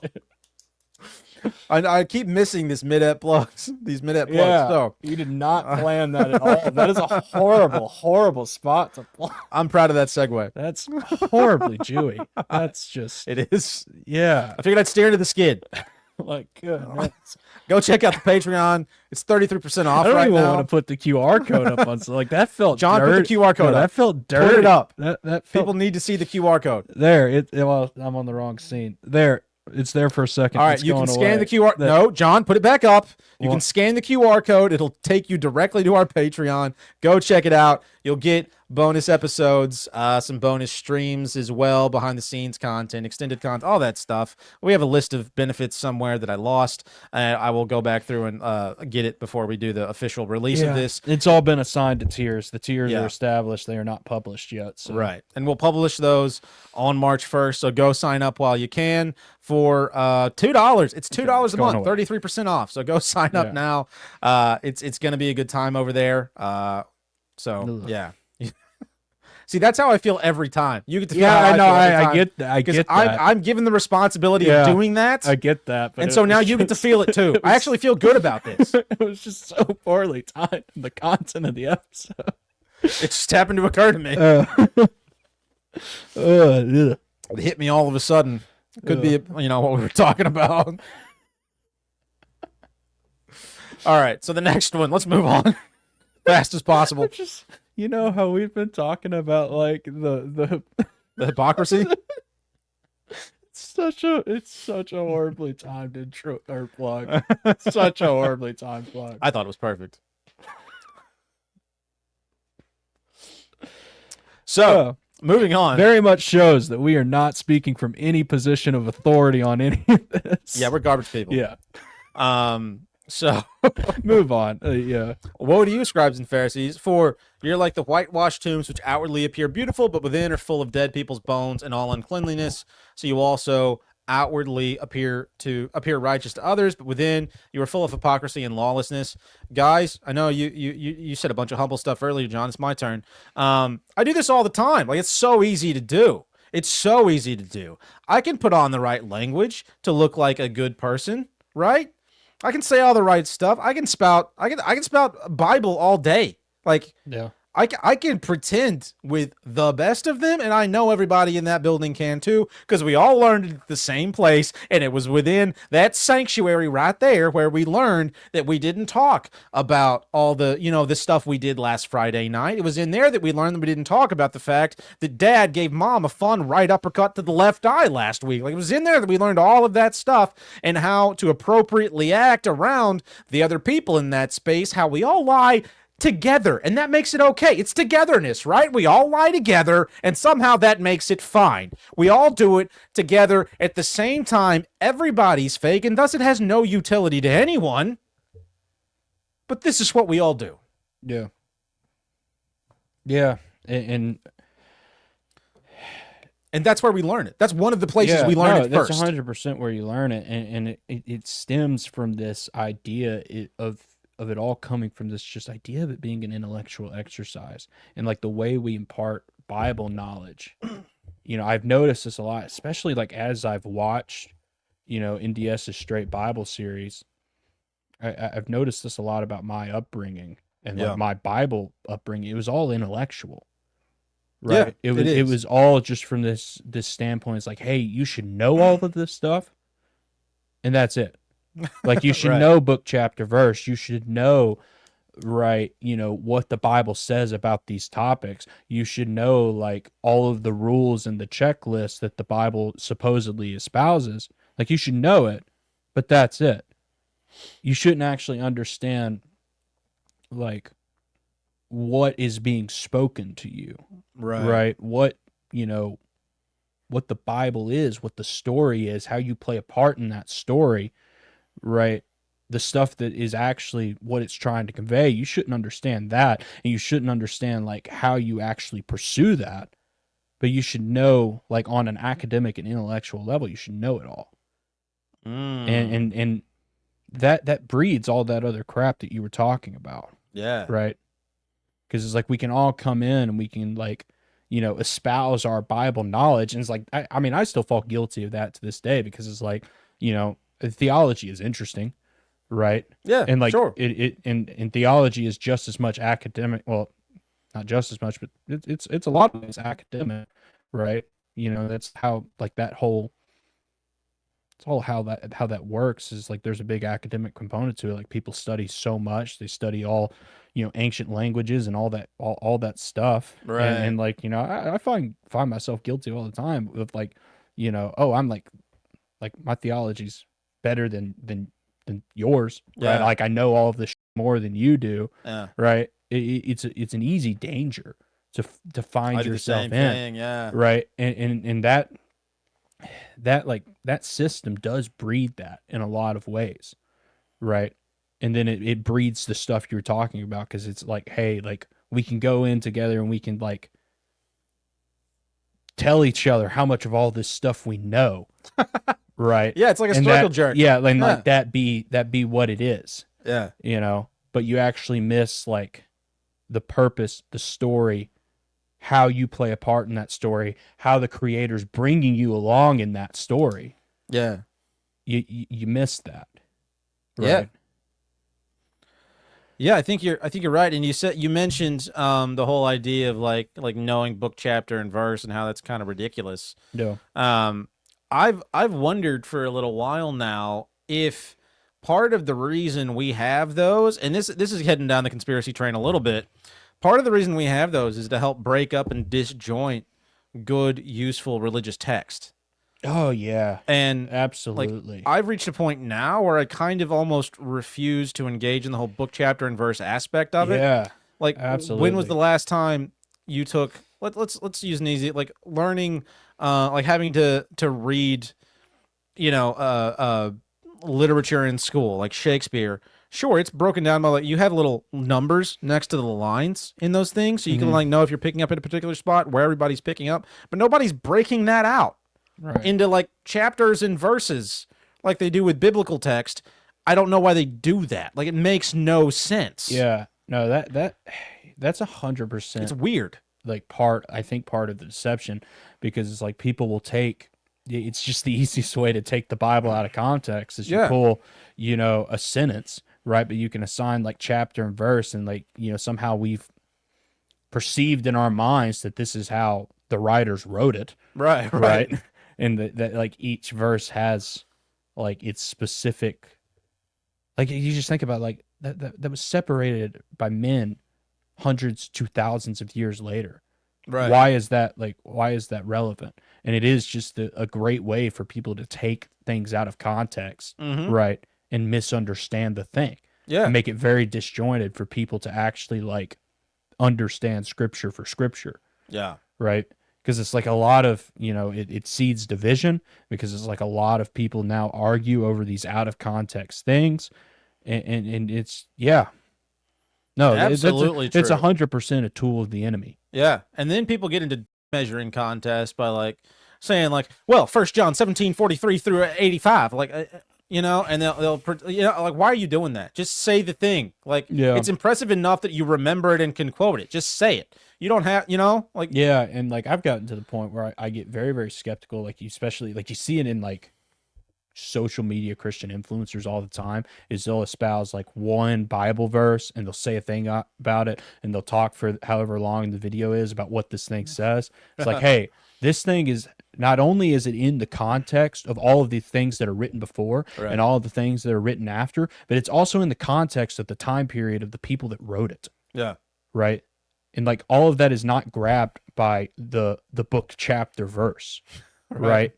It's like in the context of their worldview. It's in the context of like all of the theology and doctrine that they know. Yeah. Right. That is shaping what they're saying. And then obviously in the biggest thing, like the influence of the Holy Spirit that's putting some sort of connection to them to help them write it. People will debate all day long what that actually is. And Yeah. I'm not the person to remotely tell people that, because I don't know. Fair enough. Right. But the book, chapter, verse thing, it takes all of that out. Yeah. It takes all of that out, and it makes it to where you can't actually understand what any of the biblical writers are saying. Right. Yeah. Wholeheartedly agree. Yeah. So, it's a thing that I've kind of learned, like, hey, you've got to be really, really skeptical of that. Yeah. Yeah. Completely Important, agree. like, I mean, useful reference tool. Yeah. But just understand the context of it all, Yeah. Absolutely. Absolutely. So we're down to the last two, and we've been going for a hot minute here, so we probably need to wrap this up soon-ish. Well, yeah, we need to definitely wrap it up on actually talking about what do you do about it. So, Yeah. but keep going. So last two, woe to you, all you folks, for you're like the whitewashed tombs, which outwardly appear beautiful, but within are full of dead people's bones and all uncleanliness. So you appear righteous to others outwardly, but within you're full of hypocrisy and lawlessness. I feel like we just covered It's that. the one you just read. Oh, is it? Oh, we're on the last one then. It's literally You the couldn't have one said that just while I read. was reading it, John? Well, I thought you were recapping, No. like catching us up, because we I was talked not. for like 5-10 minutes over that thing. Yeah. So I thought it's like, hey, we read this one. This is where I'm at, and then doing the next one. But Oh, it's that would've been literally- smart. it's That would've literally been a the good one- thing for me it's to do. Literally the one you just read. But I you didn't. read it so fastly. You read it so fast. I thought that's what you were doing. I'm proud of myself. So All right. So, had you have just moved on to the next one, no one would have noticed. damn it. All right. So last one. Woe to you, scribes and Pharisees, hypocrites, for you build the tombs of prophets and decorate the monuments of the righteous, saying, if we had lived in the days of our fathers, we wouldn't have taken part with them in shedding the blood of the prophets. Thus you witness against yourselves that you were sons of those who murdered the prophets. Fill up then the measure of your fathers, you serpents, you brood of vipers. How are you to escape being sentenced to hell? Therefore I send you the prophets, the wise men, the scribes, some of whom you will kill and crucify, some of whom you will flog in your synagogues and persecute from town to town, so that on you may come all the righteous blood shed on the earth, from the blood of the righteous Abel to the blood of Zechariah, the son of, I can't say that name, who you murdered between the sanctuary and the altar. Truly I say to you, these things will come upon your generation. So I would argue we see this fairly regularly insofar as um, the modern system tends to look at people from the past and say, oh, we know better than them, right? Tends to look at, honestly, probably some uncomfortable figures, kind of like some of these prophets were, and completely reject them. I mean, we've seen that even here in our own little community here with several people. And so like we see this played out. A lot of these, just to kind of wrap up this whole woe discussion, we've seen a lot of these behaviors play out across the board in, like, at least for me, like every religious organization I've ever been in or been a part of. Mm-hmm. And it's alarming. Are you with me? What are you doing? Yeah, I'm just rereading it. So and also, like, it talks about the way, and this is another thing that bothers me, that they would venerate, right, these prophets and these monuments to like alleged righteous people, Mm-hmm. but they're also the ones who are murdering them, who are persecuting them, who are literally beating them, who are, like, they're the ones doing that. And so it's almost in keeping with this whole idea of, like, the modern church professes to love Jesus and the teachings of Jesus, right? Mm-hmm. But the way Jesus acted and behaved is so anti all the things that the modern church seems to stand for. He was saying and doing things that were so wildly socially uncomfortable that the country club system would have rejected him entirely, right? And most of us are so nobody would be like beating or flogging, anybody, but they would certainly socially reject. Yeah. And man, that is one of the biggest concepts that both people who are pursuing the truth, people who are pursuing, living in the truth and being the people who spread it, and the people who are in the position that they need to receive it have to comprehend, man. Yeah. Because the truth is not comfortable.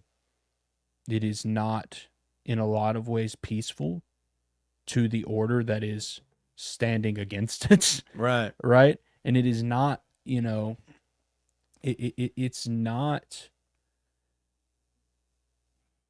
it's not easy. And from the position, first and foremost, of the people who are trying to spread it and live in it, like, you're gonna be hated for it. Yeah. You're going to be rejected for it. You're gonna be, ostracized. Pick every word that you can think of. You can go on and on and on of the things that will happen to you and the way that you will be treated. And the first step to living in the truth, and call that what it is. It is walking in a relationship with the Creator, with God, with Yahweh. The first step to that is accepting that, is accepting that, like, this world around me is going to hate me. Yeah. Right. That's freaking hard. Yeah. That is one of the hardest things. And it's the thing that I struggle with the most right now, is just accepting that, like, hey, if you're going to stand in this thing, you're going to, believe in what is true, right? When there's opposition to that, you're still going to stand in this thing. Yeah. No matter what happens to you because of it. And the social pressure obviously is the biggest one. Yeah. Right? Like being ostracized from, like, the communities and things that the world has deemed normal. That is, like, and the things that, like, we've kind of been given, that, like, hey, you have to be a part of these to be a part of normal life. Right. Right? That's very difficult. And you've got to get to that point to accept that. Being comfortable being uncomfortable. Yeah. I mean, absolutely. And it's very hard. I don't even know if I'm there yet. It's like I'm trying to be, working towards that, but I don't know if I'm there yet. And Oh, I'm it's definitely just, not. I like for people to like it's me. just it's what you have to accept though. And Yeah. if you look at, I think of the apostles in the early church and the disciples of the early church. It's what they did, man. Yeah. Like in a way that we can't even like comprehend. Like most of these people took it to their grave, right? In violent and they met their graves in violent ways, you know. Then you go to the people who are going to be receiving the truth. It's kind of the same thing. Like it's going to come at you uncomfortably. It's going to convict you, right? It's going to make you not it's going to make you unhappy, Yeah. right? But when you're exposed to that you were living out in a lie, right? It should. Yeah. It should. And I think a lot of people, we've been talking about the 501c3, like the church system. This goes into like the people who aren't in that too. Yeah. But like I think a lot of people haven't really accepted that. So when people come in, right, and actually, they're automatically, you can just tell that they don't fit in. Yeah. Those people are there for a reason. Those Yeah. people are there probably to teach you a few things. Yeah. And like the ostracization and the pariah that you want to make them, if you're genuinely seeking out the truth and you're genuinely like pursuing this relationship with God, you got to listen to those people because they're probably going to tell you some shit. Yeah. Those are the people you want to hang out with. Yeah. And existing for comfort is not going to lead you anywhere you want to be. Yeah. And like that's heavy. Like that verse is heavy Yeah. because it's like you see that everywhere. Like church, anywhere you want to go in the world, like that's how the system works. Yeah. That's how this inverted system holds everything together, is comfort. Yeah. And as people try to like push themselves out of that, it's like, those are the people who are most viscerally attacked. Certainly. The people who kind of challenge the order. And Yeah. Yeah, So you mentioned the whole idea of like, what do you do about it? And that's a good point. Like if you see, a weird, maybe don't write them off because they're typically useful. yeah, I mean, honestly. yeah, But another thing that I just wanted to hit on and mention is in most spiritual communities, people are going to tell you like surround yourselves with good people because you'll be like the people you're around. And I think there are two problems there. A, their definition of good people is yeah. definition of good people is surround yourself with good country club members who haven't been surround blackballed. yourself with comfort. Right. Right. Surround People yourself that are- with good country yeah. club members who haven't been blackballed because somebody saw them in a liquor store last week. Like surround yourself with people like that, right? Right. And two, it's this idea of like people who aren't that being like profane somehow. And I think like at least for me, and I mentioned this earlier on in the show, the best spiritual community I've ever had is from people who were the opposite of that, like the complete opposite of that. Mhm. They weren't people who had grown up in any kind of faith system. They weren't people whose parents had money. They were people who were just like real. Some of them were, some of them were a little bit addicted to drugs, sure, but they were real, and they had an honest approach to communicating with others. Like they would tell you they had a drug problem. Okay. Yeah. People in a church building aren't going to tell you they have like even, like they're not going to tell you about even like stuff that's way less serious than that. Yeah. They're not going to tell you they have a problem watching too much television, much less admit a drug problem. Yeah. They're not going to tell you they're on insulin now, much less share the fact that they beat their wife. Like they're not going to tell you that. Yeah. But real genuine people, right, are just that. They'll communicate that because they're humble enough to realize like, hey, I need help.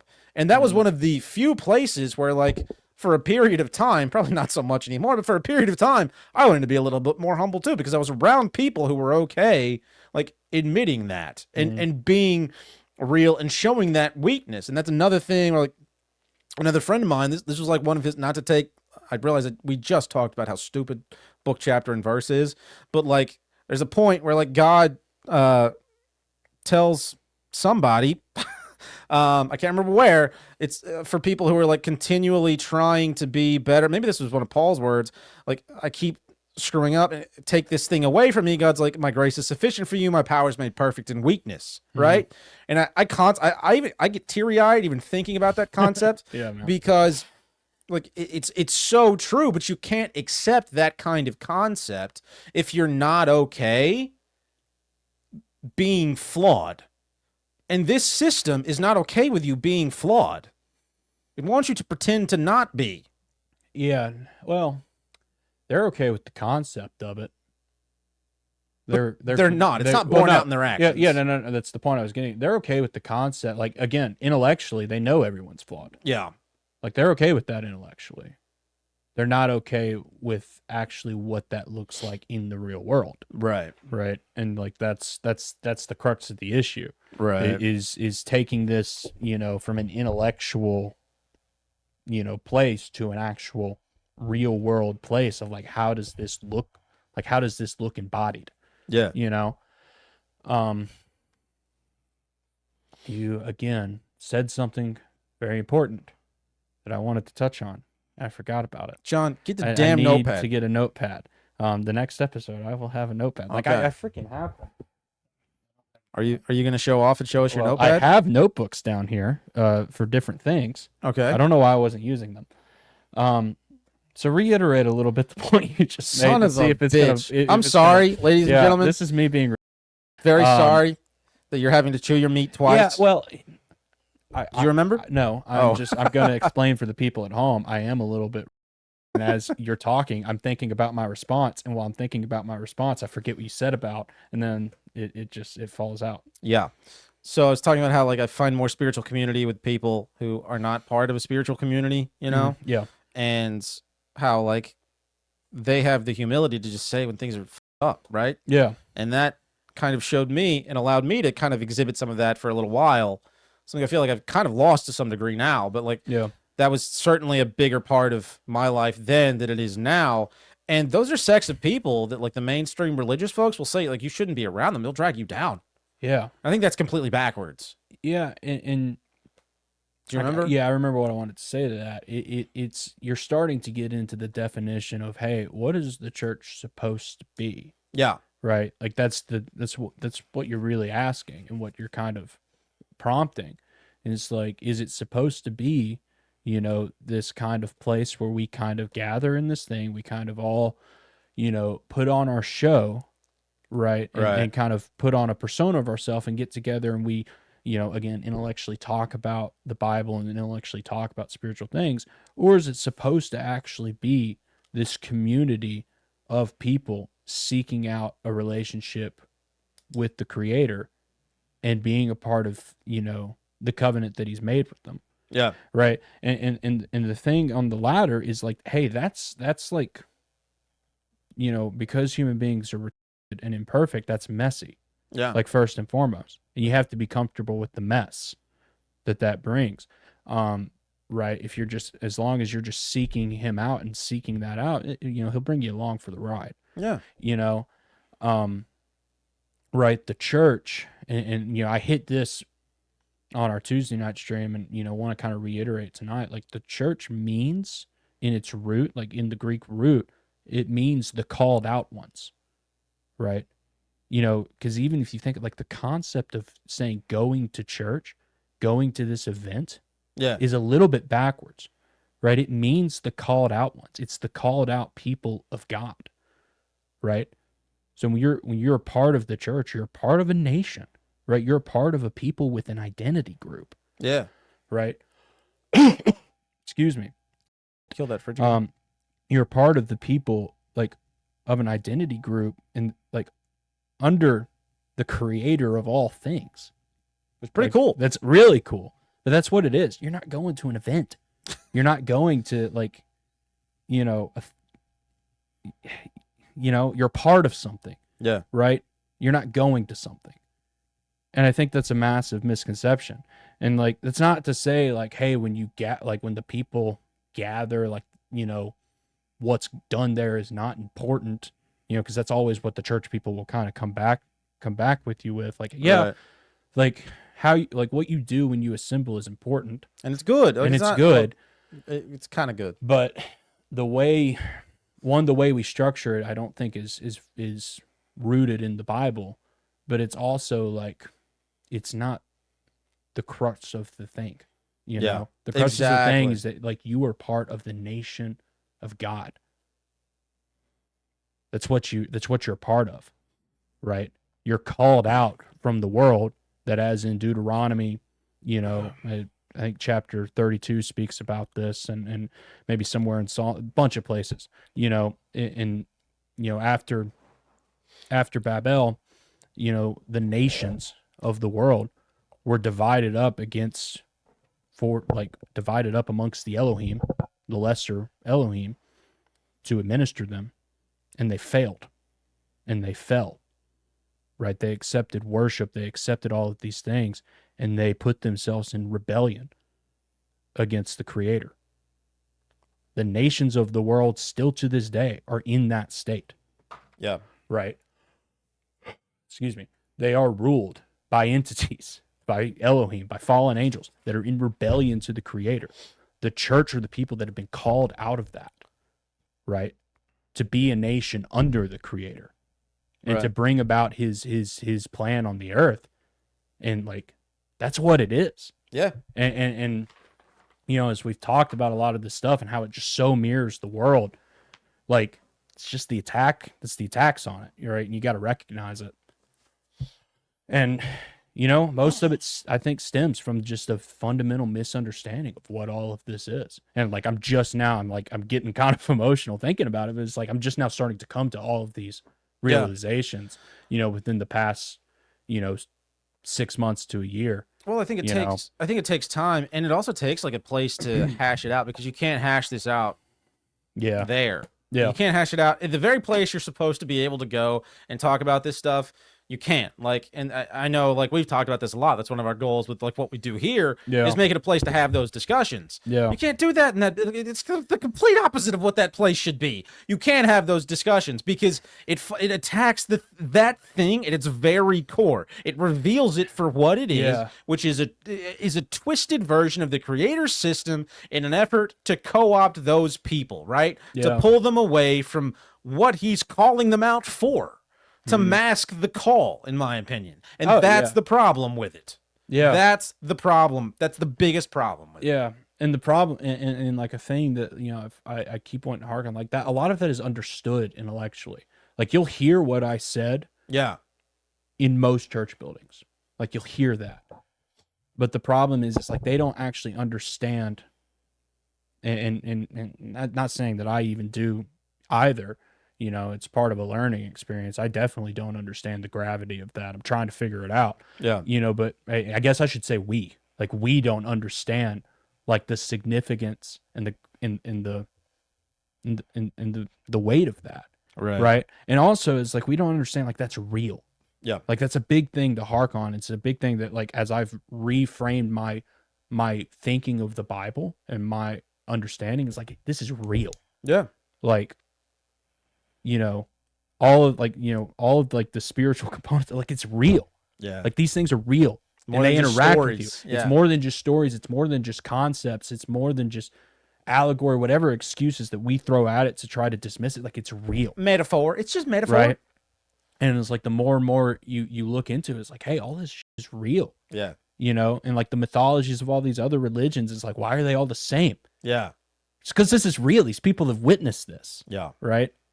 And I think, if you don't even have that understanding, it's like, you're going to miss it. Yeah. And, I don't know. Yeah. But it's, you're right. But I don't want to drop the discussion because we still haven't gotten like, what do you do about the 501c3 system? Well, I mean, What do you I do don't think about we the can- country club? I don't And, think we you can can't solve that you in can't one evening answer for it in one night. But you know, for me, I've really been in that debate with myself. It's like, what do you do about this? Because I hearkened on something kind of in the beginning of the show. It's like, hey, we still all have a thing in common that, like, hey, we believe Jesus is the Son of God, right? Like, that is the core to our beliefs. So you can't just dismiss him, Right. you know? Like, you can't just, you know, that element, like, you know, you're just throwing the baby out with the bathwater is like, and a lot of it, you know, that's not true, right? A lot of it does need to be thrown out with the bathwater, but like Yeah. the whole thing, if Jesus is still the uniter of all of this, you can't throw all of it away. And I don't know what to do with that. I'm curious to your thoughts on that concept because I don't know what to do with it.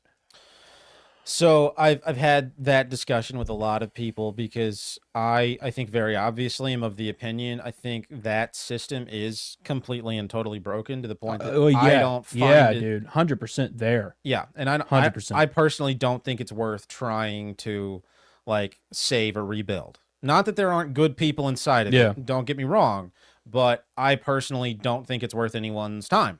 Yeah. And the response I get, kind of like you said, every time I mention that to people who are part of that system but can kind of see how it's a little is always like, Yeah. well, it's still good though, right? There's still good bits. And to that I would say, Yeah. I mean, I don't disagree Um, with you there. so the question then comes, like you're kind of talking about, how do you go on to carry out be a part of the covenant, to carry out the life that we're meant to lead, to be a part of the way, right? To be a part of the Yeah. path, to be a part of the Veritas road. How do you I go don't on like to do that. that? Don't like that at all. Never say that again. The road to truth. Well, Um, yeah. so how do you do that? You're right. And it's a difficult question having grown up in a system like we did, because that's all you really, it's almost like when you've been showed a picture of an elephant, right? And somebody asks you to come up with a completely different animal named an elephant, you're going to draw an elephant. Mm-hmm. You know? Yeah. If It's a somebody good tells you analogy. to try to imagine a completely new color, good luck, Right. you know? And so my only, and I've made, to add a little bit more context, like I've made efforts in a couple of different places to try to get people to simply, like, I'm just like, guys, all of us think that this system is, what if we just don't take part in it, but like have community with each other and be a part of this, you know, this way of living together, this, you know? Mm-hmm. And it's always rejected for some nonsensical reason. Like, it's always rejected because, oh, well, we have friends at this place, or my dad's an elder here, or, you know, I'm still trying to save some people over there, or whatever reason they have. And they're never good reasons, right? Because, you know, we can always agree fundamentally that this system that you're taking part in, and I had a lot of these conversations when I lived out in West Tennessee, these systems you're taking part in are screwed up. Like, they're not good. They're not good for you. They're not good for anybody. But like the in-game answer when I'm like, what if we just leave it behind, is, well, we can't abandon them because it's comfortable. Yeah. And so I think, sorry, go, you know, Continue your thought. I have something to say to that, but continue your thought. I think the first step is kind of like we talked about, being comfortable with being uncomfortable. Yeah. Personally, though, I think what you do is you simply have to take responsibility for yourself, for your, if you have a family, for you and your family being being the thing that you're supposed to be, being a part of the thing you're supposed to be a part of, right? Mhm. And you have to take responsibility for building and seeking out community yourself. That is not somebody else's job. That Yeah. is your job. Yeah. And, you know, I'm not as big into the whole, like, I've met some people that are like, well, if you just had 50 kids, that would solve that problem. Like, I'm not that big into that. I don't think that's that practical, Mhm. but like, the easiest way to find that community en masse is just to walk into a church. It's really hard to go out there and build community organically, especially if you're a redheaded pale guy with freckles in your 30s. Like, it's really difficult. Yeah.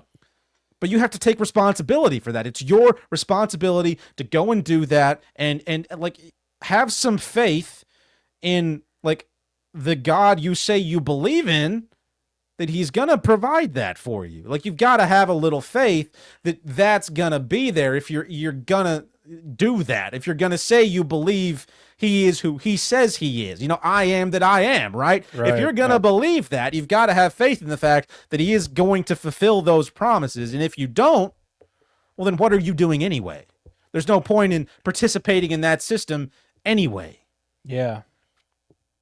And so I guess for me, it's all a matter of just like taking that personal responsibility, taking God by the hand and letting him lead you where you go. But the other problem, the other pitfall I see with that is, and I talked about this actually with my mom this morning, is so often people in spiritual community will be like, their only response when you're like, I'm like, hey, John, I'm really having trouble like finding community, and I'm just having a tough time. I just I'm looking for a place to like do worship stuff, people to connect with, just like a community, because that's what most people are missing when they miss like the church system, right? They're looking for that spiritual community, people to walk along that path with, like that's what they're looking for, right? Right. And so their first response when you say that is, well, have you prayed about it? And I've started just looking at people and, nope, I haven't. Nope, not at all. And the thing that bothers me about it, because that's like a nice thing to say, right? Have you prayed about it? Is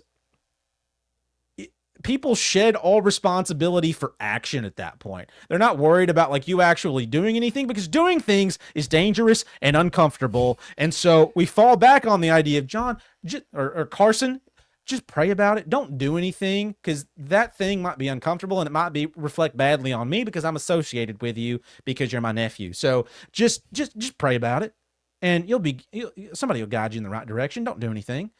Yeah, I mean, I get what you're saying there. I definitely would not say just diminish, praying about it and actually asking the Creator. Well, yes, we all understand that. No, I want to get to a point there. Is like, actually ask the Creator to make you do stuff. Oh, like yeah. that's as I've kind of thought about it, it's like, hey, like that's probably what I should be praying. Not the Creator, like make me do the stuff that you want me to do. Yeah. Like push me and like prod me into those directions, instead of just like, hey, do this for me, and I have to just sit there and do nothing. Bro, can I you know what's hard about that? You remember in one of Paul's epistles, he's writing about his behavior, and he's like, that which I do not want to do, I do, and that which I want to do, I don't do. And I keep praying that it doesn't happen, and guess what keeps happening? Yeah. The same stuff. No, 100%. Yeah, like that's what you got to frame that, like, don't dismiss the idea of like asking the Creator to do stuff for you, but you have to make sure you understand, like, you are the vessel in which that stuff gets done. Yeah, right. Right? Like, he's going to prod you and lead you and like push you to do that. Yeah. Right. It's not just going to happen, and that's a hard lesson to learn. Still learning it. Tough. Like that stuff's going to happen. You're going to have to play a role. But you said like, a lot of that, wanting to tie back to this system and like wanting to, still have something to do with it, or still like, save it, whatever you want to subscribe to it, is like, out of comfort.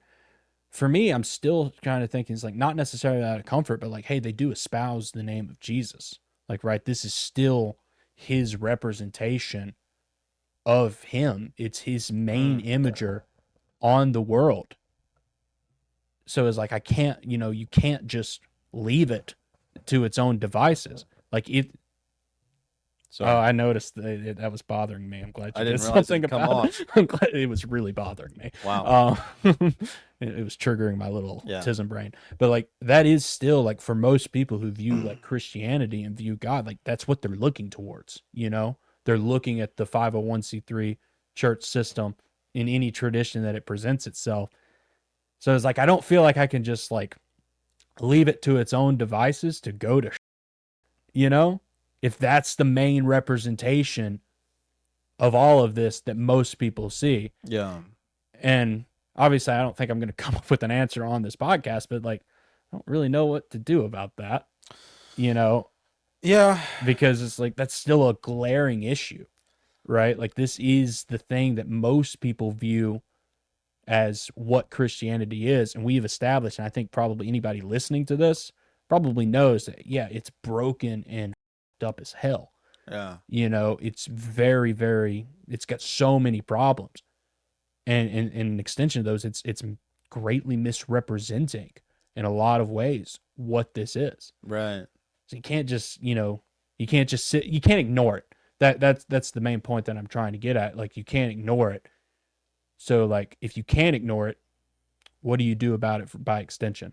And like what you're saying is, I still think, mostly true is like, hey, you still do like to not like let this like bring you in with it. You still have to create all of this for yourself. But there is still a glaring issue about like, hey, how do you deal with it, and how do you deal with this thing? Because it's not like it's not going away. So Yeah. Counterpoint here, little devil's advocate. I find in my life, just interacting with people, most of the problems I had, like you're saying, they're the main thing people are looking towards for, like, when it comes to the idea of like Christianity and a representative of like Jesus out in the community. And you're right. Yeah, it's what people like. If people think of Christianity, that's yes. their example. Yes. You're right about that, but I think, at least in my experience, that representation is almost invariably bad. Yeah.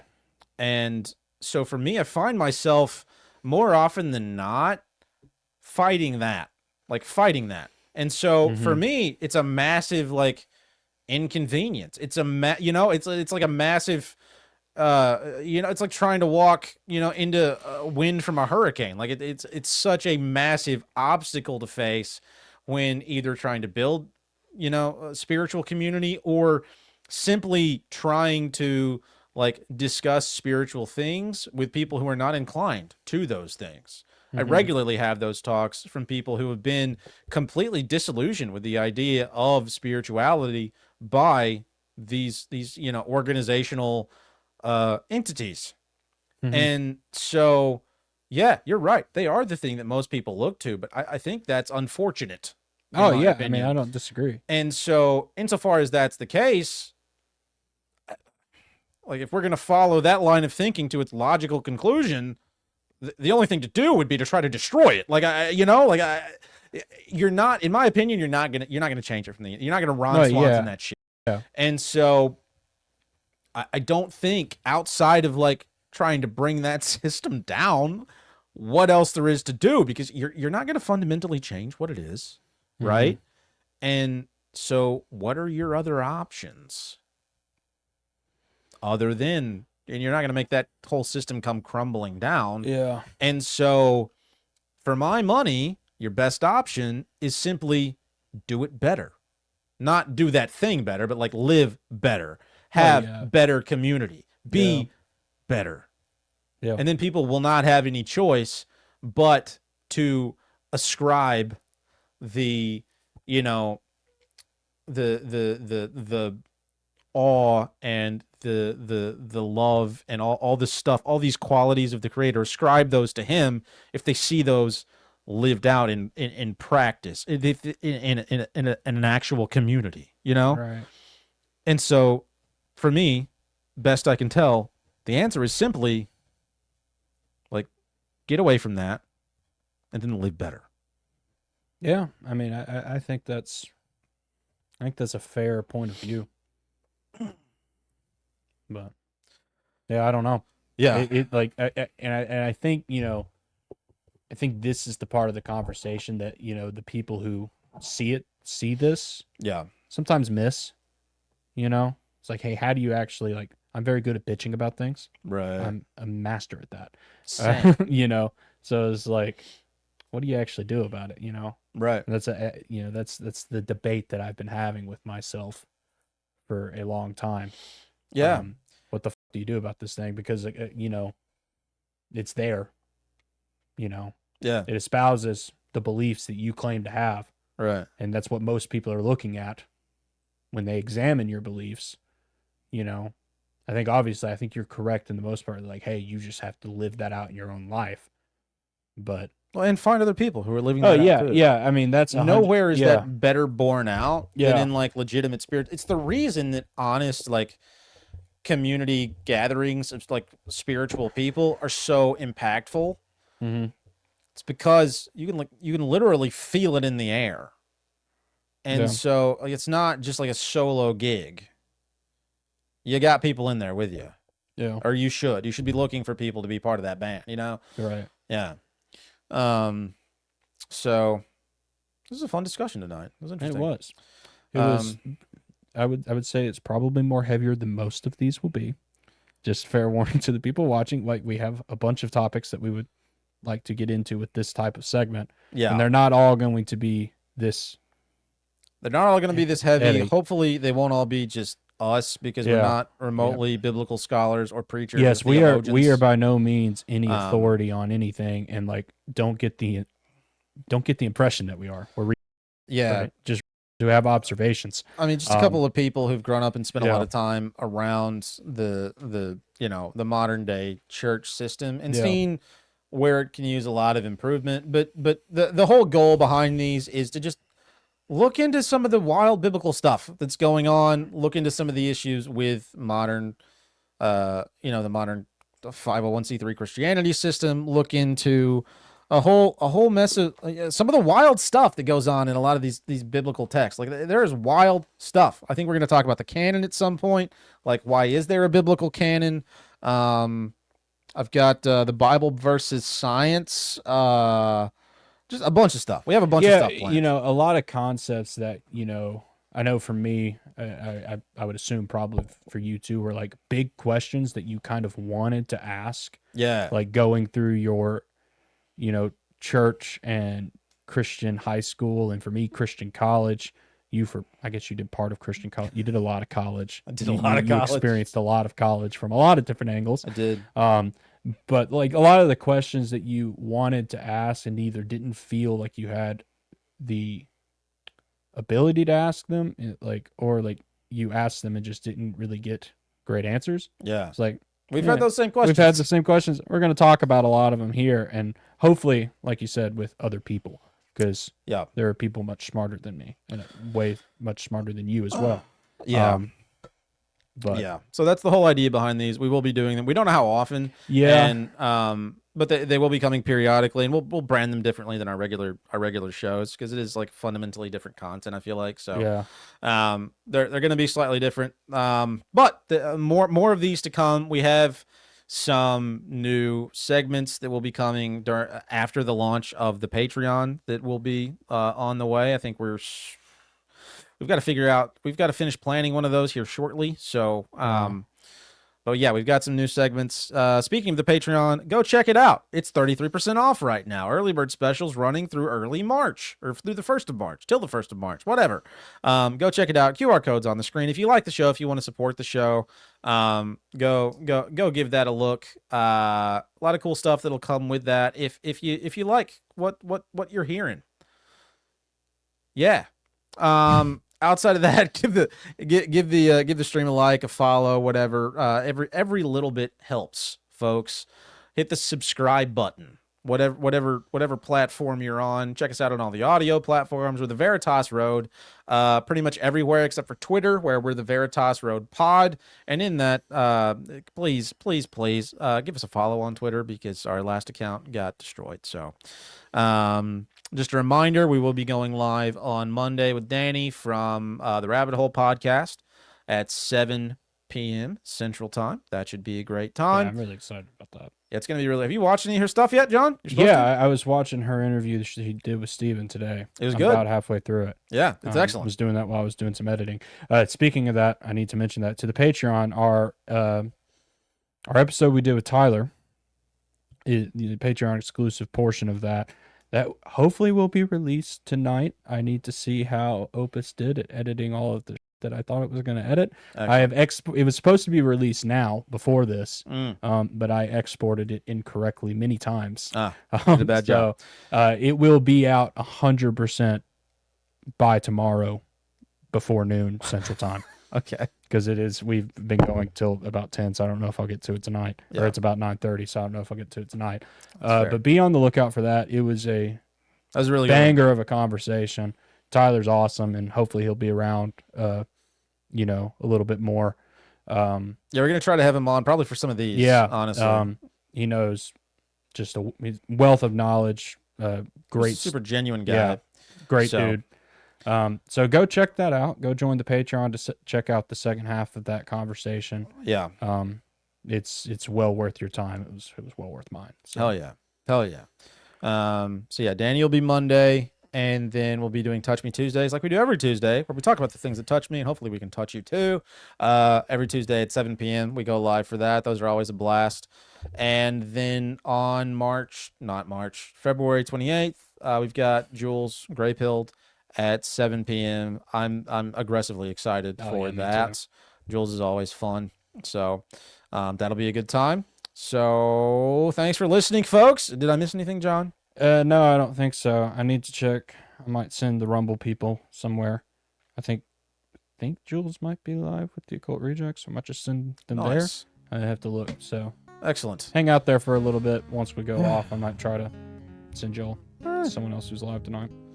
Well, thanks for listening, folks. We appreciate it, and we will catch you guys next time. Bye.